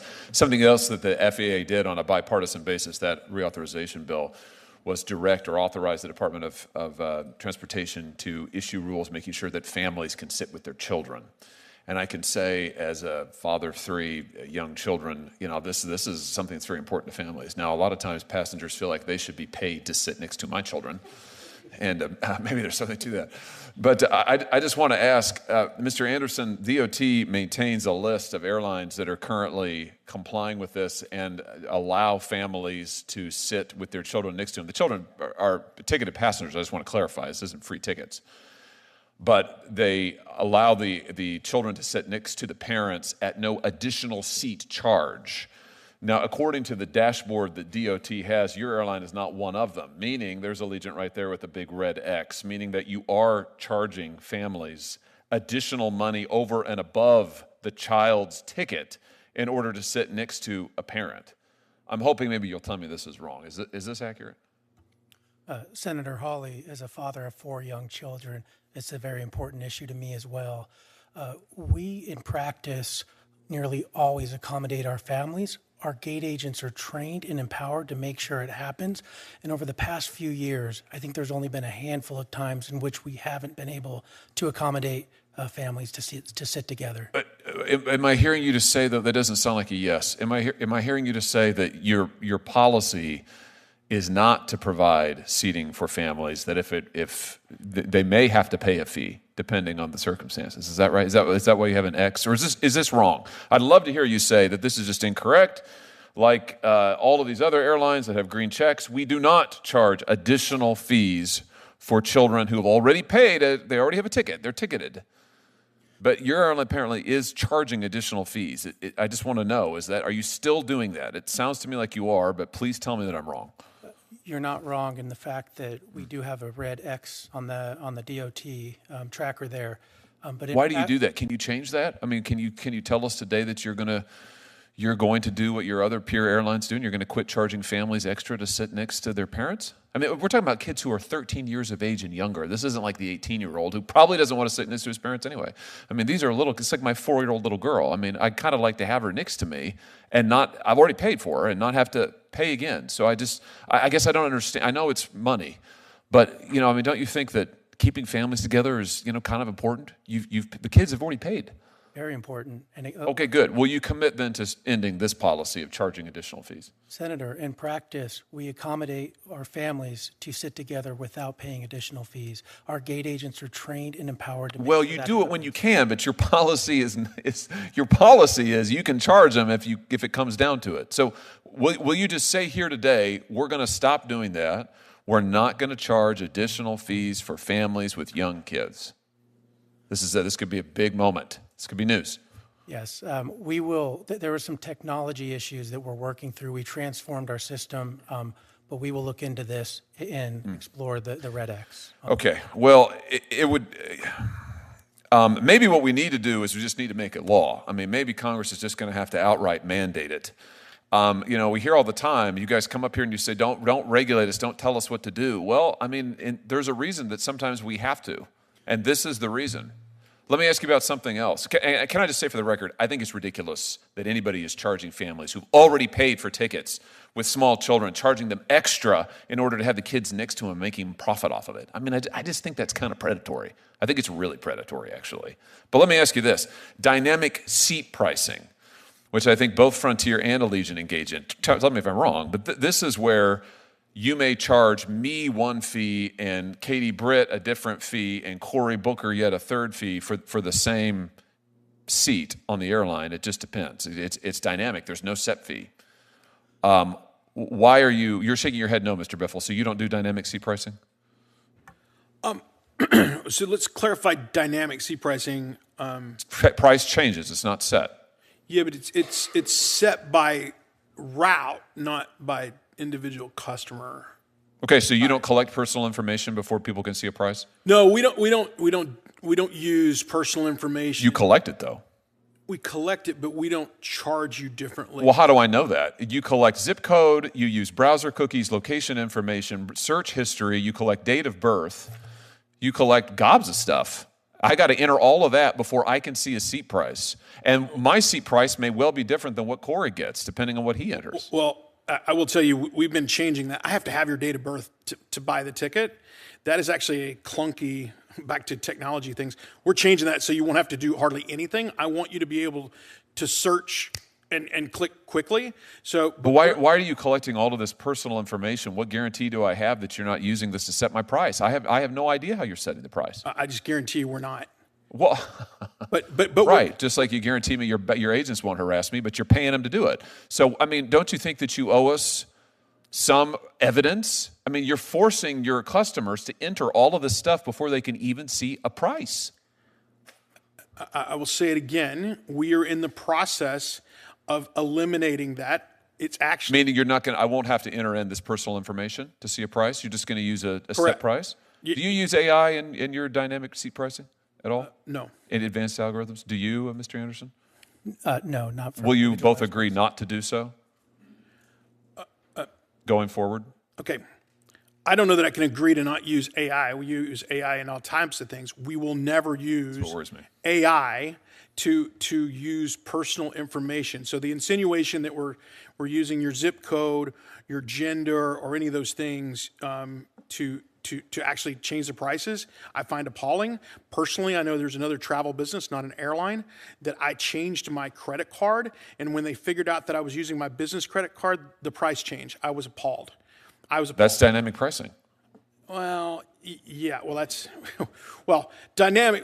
When you said dynamic, what we mean by that is actually a 1 hour flight versus a 5 hour flight might have a different price, just like the fare might be different. No, it means that the consumer has no idea. I have no idea what the price is going to be for a given seat on a given flight until I give you all of my personal information. It also means I have no idea if my price will be the same as Katie's price or the same as Corey's price. As I said, we are eliminating all of that information from being gathered. Okay, good. We will still have to get your date of birth before you buy because we're required for security reasons, but we're going to stop collecting it up front. Mr. Anderson, what about you? Will you not commit to not using personal information of any kind to set prices? Yeah, we have no intention of using personal information to set prices. Do you collect personal information before you allow customers to see a price? We do before the seat selection, but that's to accommodate SSRs and who's able to sit in exit row seats. Mr. McGee, do you want to speak to this? You've mentioned this earlier. I mean, the consumer here, we're told, trust us. But then the consumer is also told, but give us all of your stuff. Give us all your information.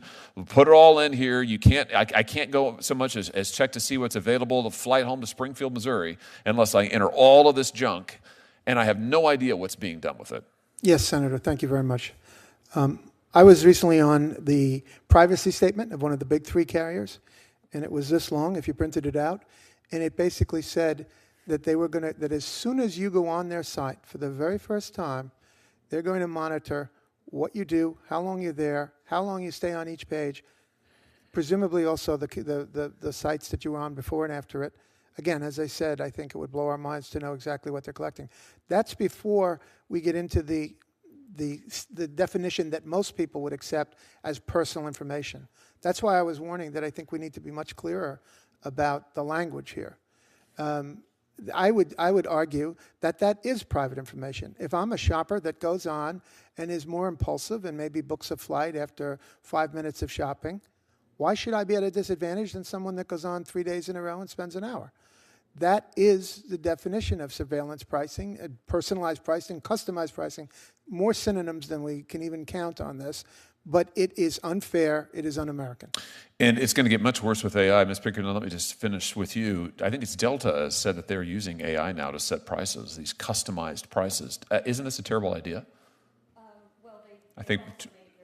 Turn on, Thank you. There you go. They've also made it very clear. I know their general counsel and executive vice president wrote a letter to Congress clarifying that they do not use personal information. But how are we to know that? I mean, the whole value of AI is to ingest massive amounts of personal information in order to extract as much profit as you can from every person. Why else would they use AI?